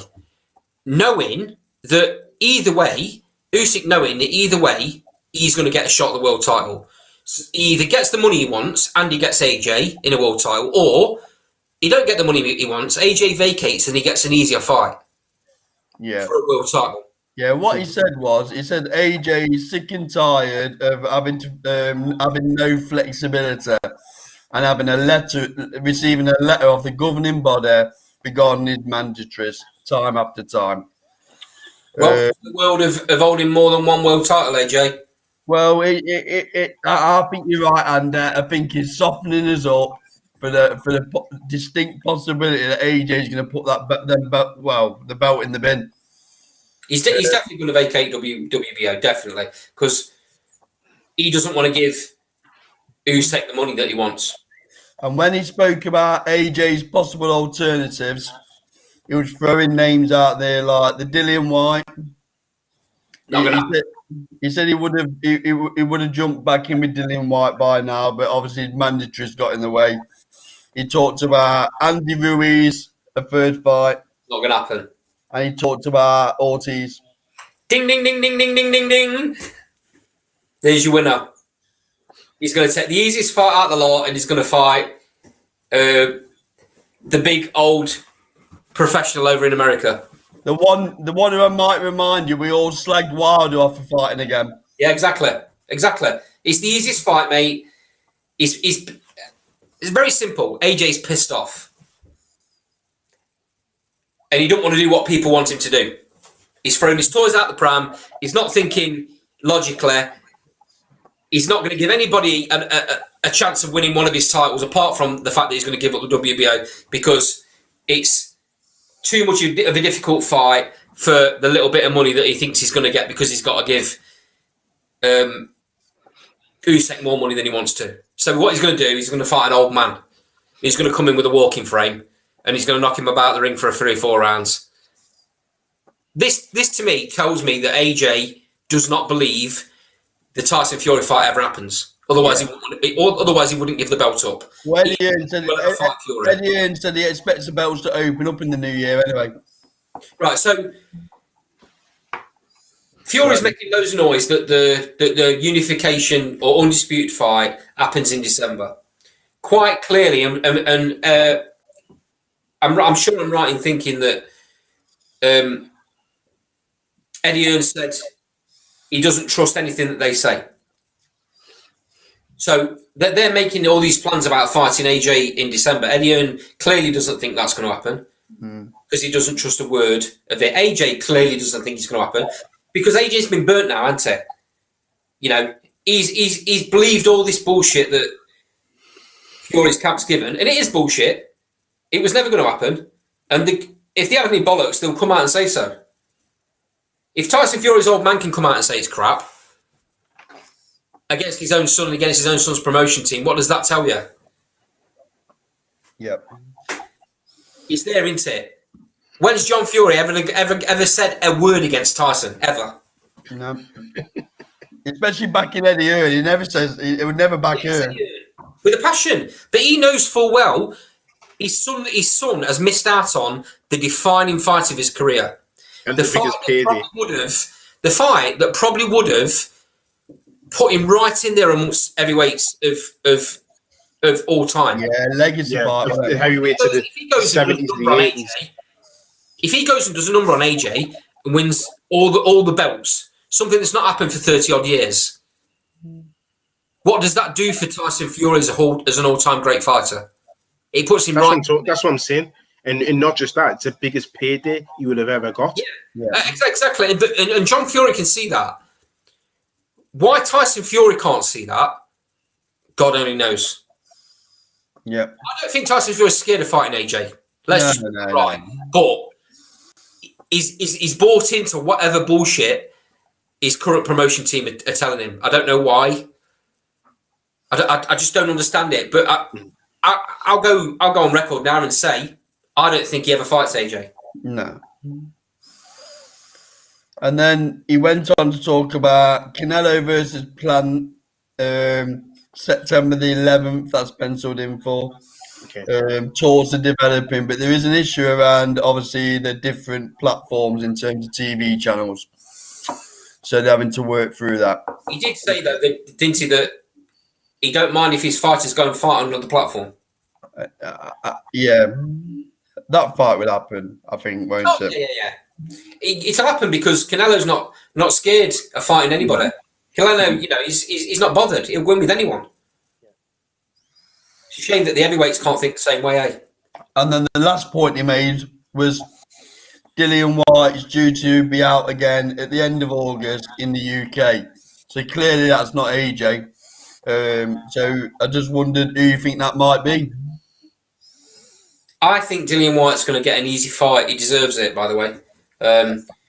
Non-stop, he's fought the very best.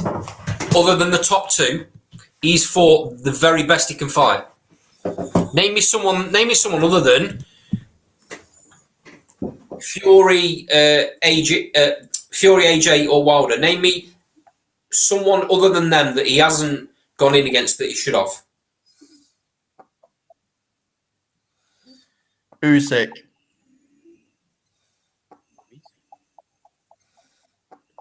only up until recently though Usyk's moved up weights.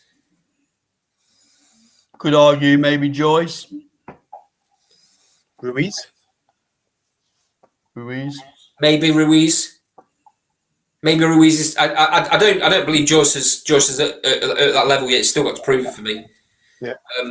I don't think an easy fight does White any favours. I think he deserves one though, Carl. After why doesn't an easy fight do him any favours? I worry about his motivation. Okay, if you worry about his motivation, but he's been mandatory. I was having this argument with an American on his boxing phase group. The boy's been mandatory, really, apart from that spell when they did him for drugs and that. He's A sample and B sample, all that carry on. He's been mandatory since September 2017. Disgraceful. There was an argument that Dominic Brazil took over it, but then he got reinstated again. That was outrageous. So you can't tell me about his motivation because he's still trying to take on the best. The Povetkin fight was he got caught. He made a mistake. Yeah. He got caught, but he was winning the fight, and he did the same. He did the same thing in the rematch. Also, what needs to be said, and you haven't mentioned it, is that he is mandated to get the winner of Fury and Wilder. That's the next fight for the WBC. Yeah, my concern would be that he's had ideas in his mind about he's gonna get AJ, he's gonna get Wilder, he's gonna get an elite level fighter for a title shot, and then you're gonna throw him in with someone who's bang average. I think there's a danger he might take his eye off the ball. And maybe not put that extra yard in, or we've seen it out in the past. I think those days are gone, Carl. I think those days are gone with Dillian White. He's a much more switched on fighter now. I can't see him making that sort of mistake. Touching on what you've just said there, Ray, it doesn't matter if he's mandated. He still won't get a world title shot. He might do if Fury still has the belt. He certainly won't get it if Wilder's got the belt, because the WBC will protect him. And he'll go against he'll spend another 20 fights fighting bums, because he's fought in his what has he had now? 42 fights, 41 fights, something like that. Wilder. Yeah. So for me, 39 of them have been bums. He's not fought anyone of any high level credit, apart from Luis Ortiz. Yeah, but come on, Ortiz was past it, mate. He's still for 7 rounds. Ortiz had him all ends up for 7 rounds. But that's you took the words out of my mouth. That's why I said, But then he ran out of steam because he's too old. He ran out of steam, and that's why he got knocked out. Yeah, but Ortiz was still doing a job on him for 7 rounds but then he ran out of steam because he's too old. This is my point. Ortiz is not under that very no, but he's still, I wouldn't call him I know what you mean, but I think it bums somebody like a Dominic Brazil or a Charles Martin, Chaz Witherspoon, these type of kids. You know what I mean? Basically, every other fighter he's been in with them. Yeah, the rest of them, yeah. It stinks that the WBC think they can get away with that. They're supposed to be the golden belt. They're supposed to be the golden company, the golden boxing division. It stinks that can happen. It stinks that Dillian White still hasn't had his shot. But I don't think he gets a shot. Anyway, Tyson Fury's gone on record as saying he'll never fight Dillian White. He's a fighter. Dillian White's a fighter that will. I know, Carl, you think he's very one-dimensional. Yeah, you think he's very limited, and I get where you're coming from in some respects, but he's a fighter that doesn't go in with anyone with any fear. No, I respect him. He'll walk through shots to land his own.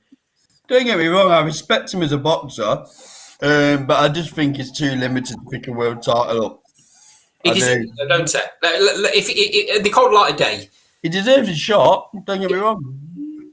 He deserves his shot. But he doesn't. For me, he doesn't beat Wilder. He doesn't beat Fury, and he doesn't beat AJ. I think he beats Wilder. I think he's got a very good chance against Wilder. I think if he gets Wilder in the scrap, No. What he'll do with Wilder? What he'll do with Wilder is the same as what Fury did. He'll put it on him. He's not good enough to do what Fury he's did. physically strong enough. I think, He's not I good. think he's physically strong enough. I think he can bully him. I think the trouble is people underestimate Wilder because of the job Fury did. But you need to remember Fury's elite at what he does. I don't understand Wilder. He's got no boxing talent whatsoever, mate. No, what I'm saying is I don't think White's good enough to do what Fury did. Why not? No, he's just not good enough. He's not good enough to do what Fury did in the first fight. He can't box. He can't box Wilder for 12 rounds and stay away from him. He can't do that, but he can put it on him. He gets hit too much. Maybe you're right. Maybe Wilder throws that lucky right hand, and if he connects, then Good night, Vienna. But then, how do we know that Wilder doesn't get caught with one of Dillian White's got a tremendous left hook? How do we know he doesn't get caught with that? Wilder, how many times have you seen a heavyweight get dropped from a body shot? Yeah, I think I just think what Fury. I think people have overnight think. I know Wilder's not Muhammad Ali and his boxing skills, blah blah blah. Yeah, but I still think he's still a dangerous operator. Oh, well, he is because you don't lose that power to the last thing to go. But Dillian White's got some tools. If he can make it a scrap and get it on the inside, but Dillian White could do a number on.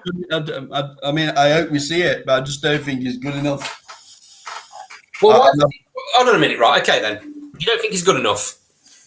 No. So if he's not good enough, then why has Wilder avoided him for 3 years?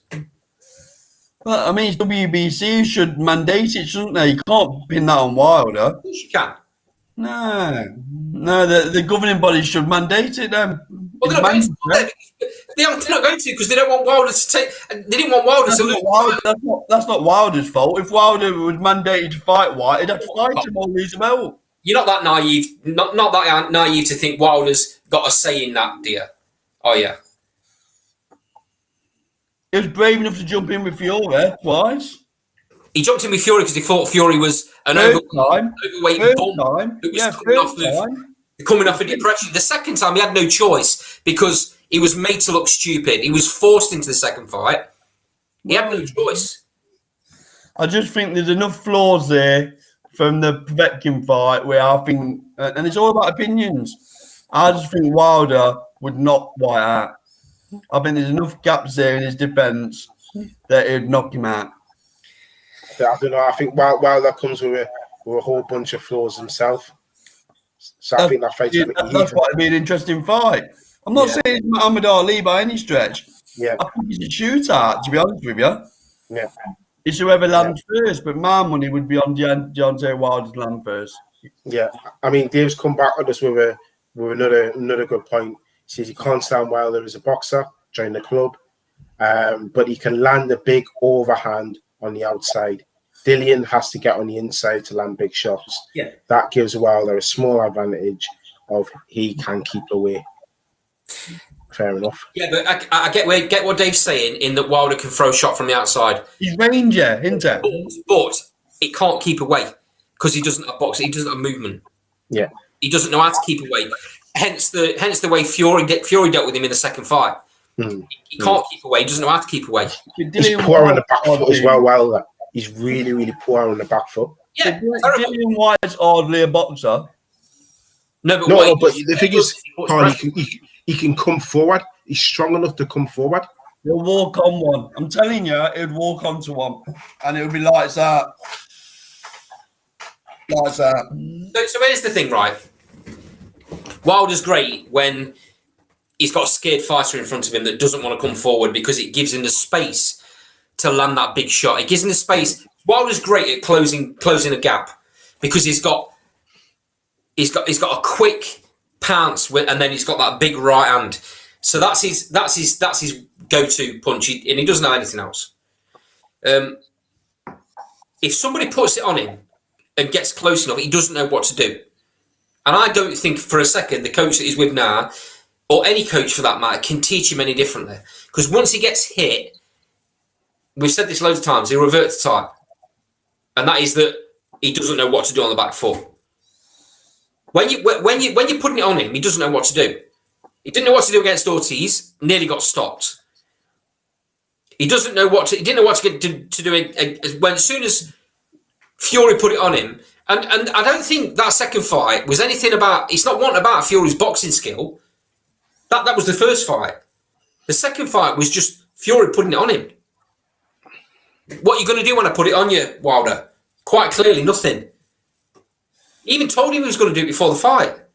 And Wilder still didn't have any answers. He can't fight on the back foot. And you can't tell me any fighter going in with Wilder now isn't going to fight that way. They're not going to try and put it on him.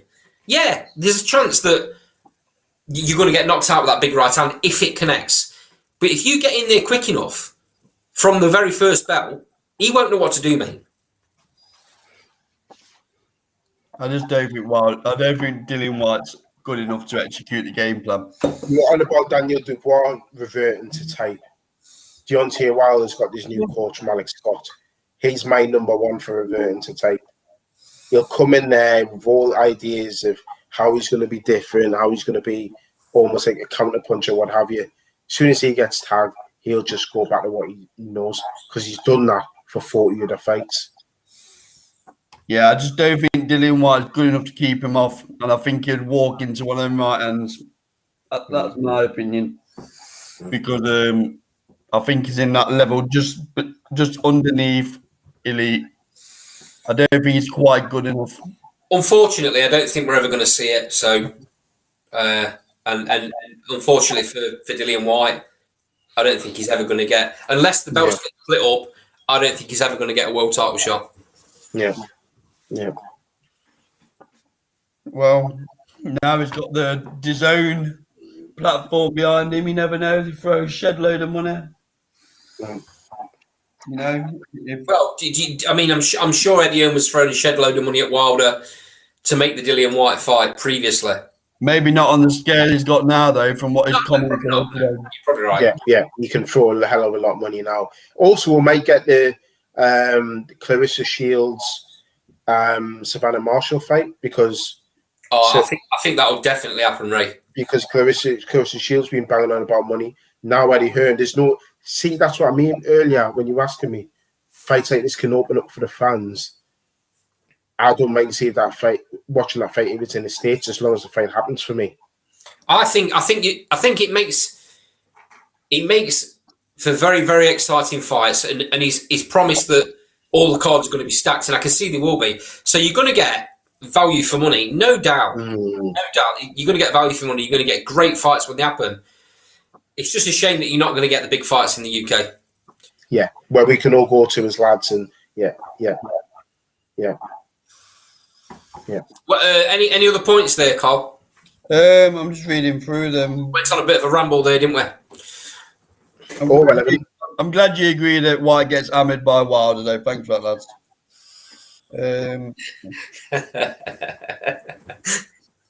He did say that he's actually shown Sky the figures behind the deal, and they was kind of, we can't compete with that amount of money that's being offered. So it tells you, doesn't it, a lot about where Sky are thinking and what they're thinking about and what their priorities are budget-wise. I mean, the thing is, it isn't going to change anything for Sky because people that buy Sky Sports buy it for football. Yeah. They don't buy it for boxing. Yeah. They buy it for football. So it isn't going to make the blindest bit of difference to them. It just means the likes of us are going to lose out in the long run with the going to live shows in the UK for big fights. I mean, he did say that he's hoping that the DAZN schedule will be replicating pay-per-view standard fights. So that's promising, you know. What do you mean? Sorry, say that again. So what he's saying is the level of fights we're used to watching on pay-per-view Sky. Yeah, you're going to be getting them as standard on the standard DAZN platform. Yeah. Yeah, so like you said, it does point towards That's being. what I was saying about stack cards. That's the way it's going to go. Every single card is going to be like watching a pay-per-view that you would have got on Sky. Yeah. And that's about where we are in terms of that. He didn't touch on much more. So what's his space? I think Ritson next week's going to be the last. So what's UK his name? So the last Sky show. Yeah, Ray, it's going to be the last Sky show. Ray, what's his name? Ring your pal Shane McGuigan, he'll tell you. Yeah. Yeah. No, Richardson needs to pull something out then next weekend. He needs to pull something out. He needs a big performance. A huge performance, yeah. Would you say that's last chance saloon in terms of world ambitions if he didn't win this? Yeah, I mean, we'll go into it more depth when we talk about it on the show next Thursday. But if he loses this or he loses this in bad fashion, he's not going to be getting the same chances that. There's a long way back in there. Yeah. Simply because he's lost before, and he didn't look good in his last fight. It's slightly different to Josh Warrington, who was unbeaten, had a world title. You could argue that was a one-off, although there may be different reasons. Richard can't have that argument no more. You see where I'm going with it. Warrington's in a good position into that. He's got the opportunity to correct that wrong. Warrington, like that though, isn't it? Yeah. Oh, Warrington has in September, yeah. So I think he's in a very good position, whereas Richardson's kind of, in a way, he's kind of starting again. Yeah. And he's got to prove a few datas wrong, hasn't he? If Warrington gets done again, though, he's in a whole world of trouble. Oh yeah, absolutely. Oh, yeah. And he'll get dropped like a stone by Eddie Hearn. Eddie Hearn.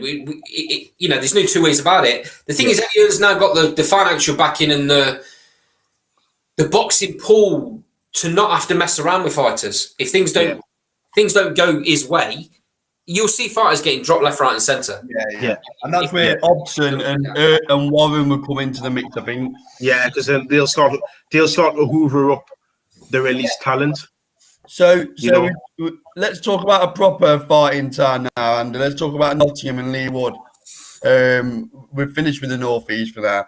So obviously, during the interview that we recorded yesterday, which is going to drop tomorrow,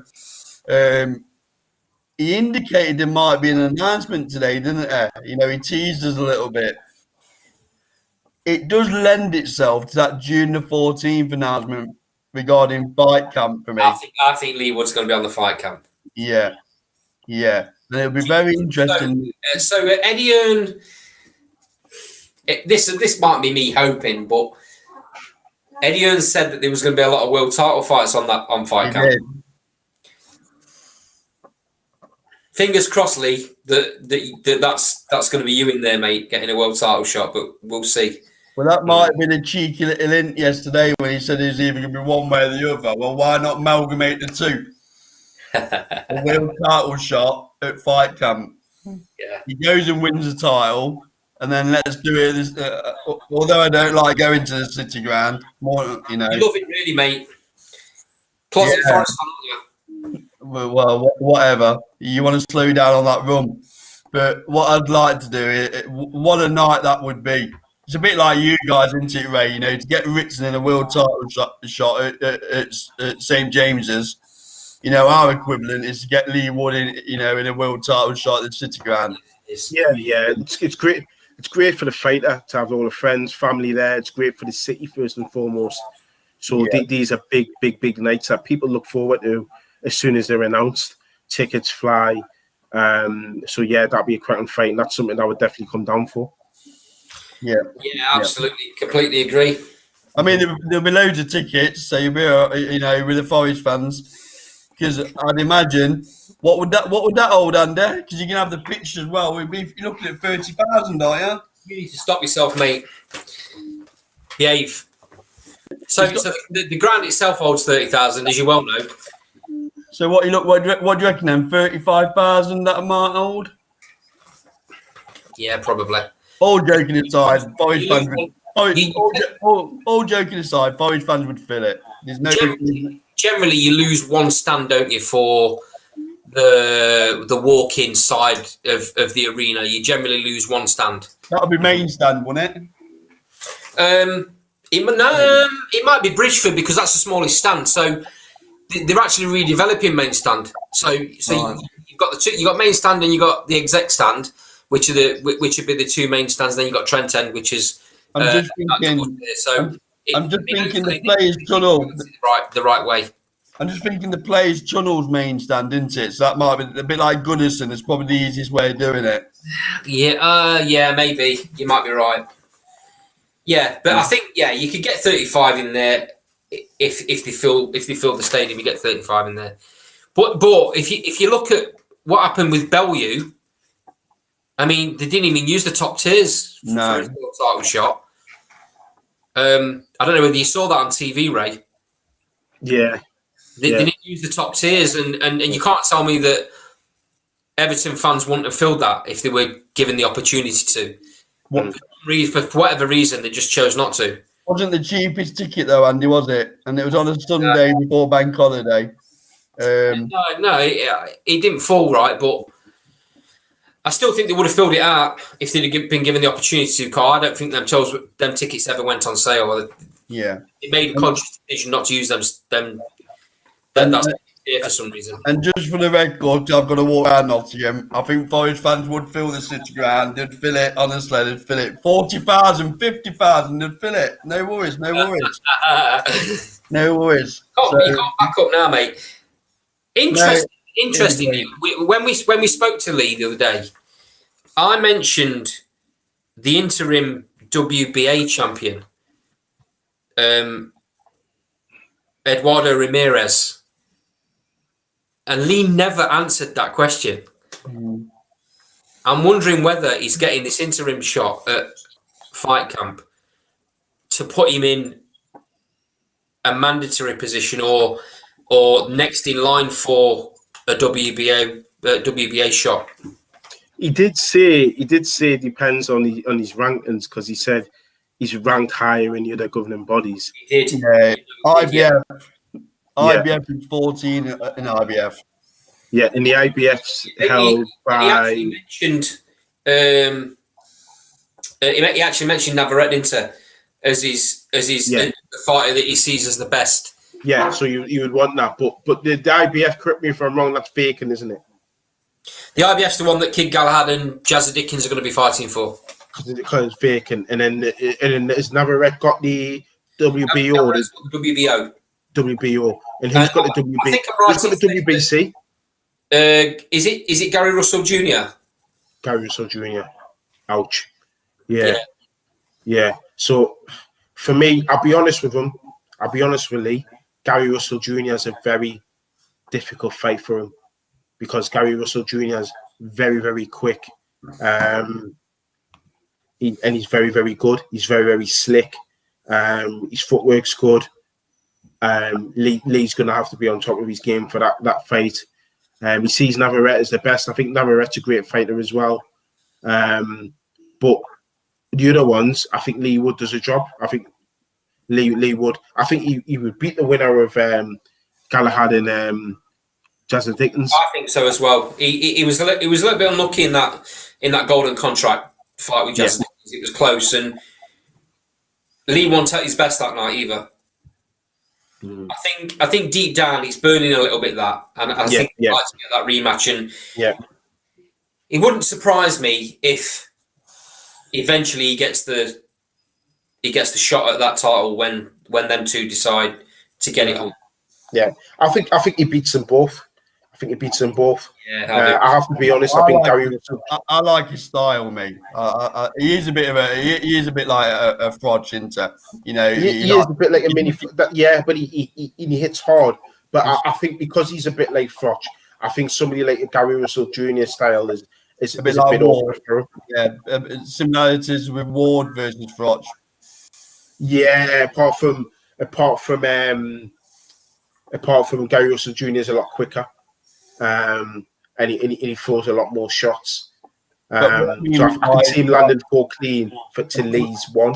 If you see what I mean. I'm talking about the slickness, though. You know. Yeah. Yeah. Yeah. But fingers crossed for Mr. Wood because let's have it right, Andy. We're desperate in Nottingham, aren't we, for a bit of boxing success? You know. And he's. I mean, he mentioned it himself. He's been plugging away for years and years.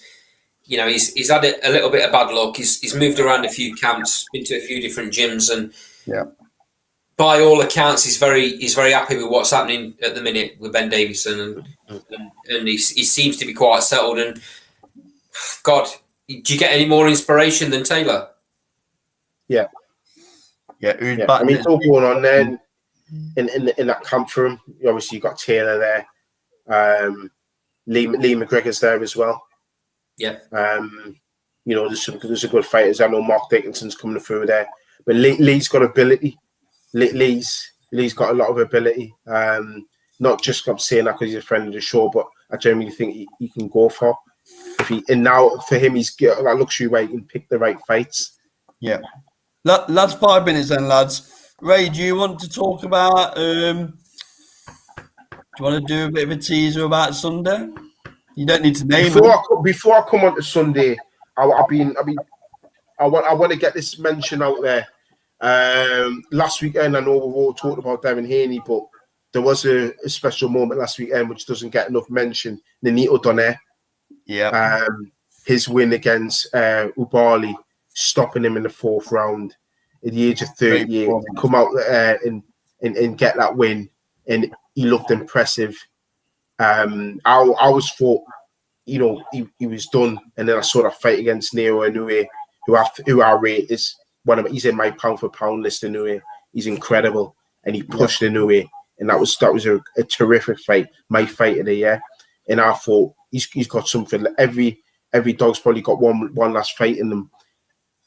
That was it, and then he produced that terrific performance against No Duck Egg. So I'm just happy for him at the age of 38, and it's going to be an inspiration for another Filipino fighter, Manny Pacquiao. So that's a great win. I just think that needed to be mentioned before I talk about a special guest that's going to be joining the show. Yeah, let me just jump in there, Ray, because I'd like to give a mention to Spike O'Sullivan, who picked up a win in Belgium. Because Spike's mentioned that he'll be coming on the show in the future. So I just want to give a quick congrats to Spike. Not difficult to go away from home and pick up the win. So just a quick congratulations to Spike doing what he does. Very good personality. So we look forward to having him on in the future. Yeah. So, Ray, on Sunday. Yes, so we've got a very, very special guest lined up on Sunday. Are you going to name him? Are you going to name him, Ray, or not? No. No. No. I'm not going to drop names. No. As of yet. You're not dropping it out there, Ray. No, I'm not going to drop the name. But this guest has been on UK shows, fought in fight camp, fought for a world title, in arguably one of the most entertaining fights of fight camp. One of the most entertaining fights of the year. Yeah, definitely. And hopefully we'll see a lot more of this fighter in the future, and could potentially be in the fight camps coming up soon that are going to be announced. So I think that's going to happen as well, Ray, by the way. Yeah, so do I, but we'll hear it from the horse's mouth on Sunday. So guys, tune in. So when will that video actually drop on the channel, Ray, or are you going to do it live? We'll do it. We'll do it pre-recorded, and then once we get the go ahead, and that we'll drop it early next week. Very good, very good. And Andy, we know you're about to make your splash onto social media. Yeah, social media debut. So do you want to just give a quick spiel on that so they can start watching out for you? I know you're not quite there yet, but not really, mate. I've never been a fan of social media. I've never been I'm not great with computers and all that malarkey, but this channel deserves my undivided attention, and I'm going to be trying to reach out to a few people and see what we can do to get some more guests on. Right, so watch this space when Andy drops onto Twitter. So, guys, about bang on 2 hours. So, thank you all for joining in.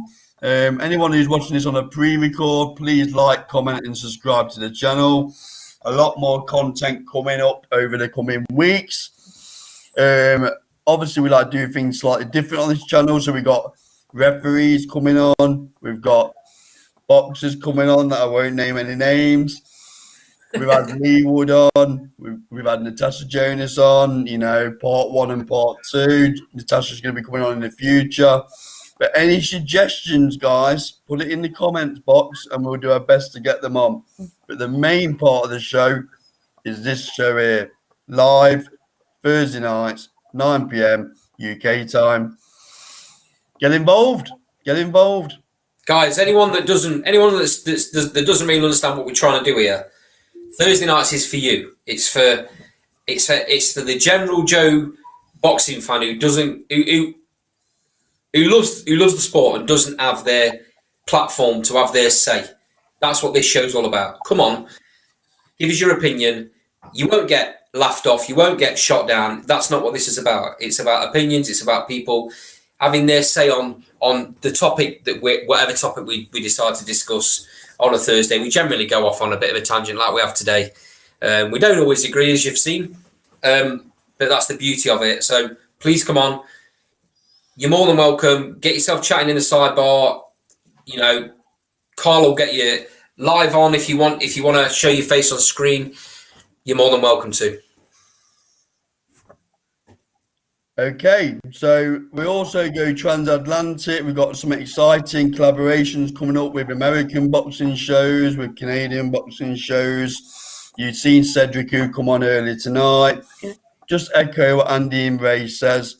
There's no such thing as a silly comment. No. We're here to give the voice to the boxing fans. We're only boxing fans. We don't agree. I'm always right, don't get me wrong, but we don't always agree. So, and we don't always agree that Carl's right either, by the way. With that said, we'll bring it to an end. Okay, see you next week. Take care, everybody. See you later.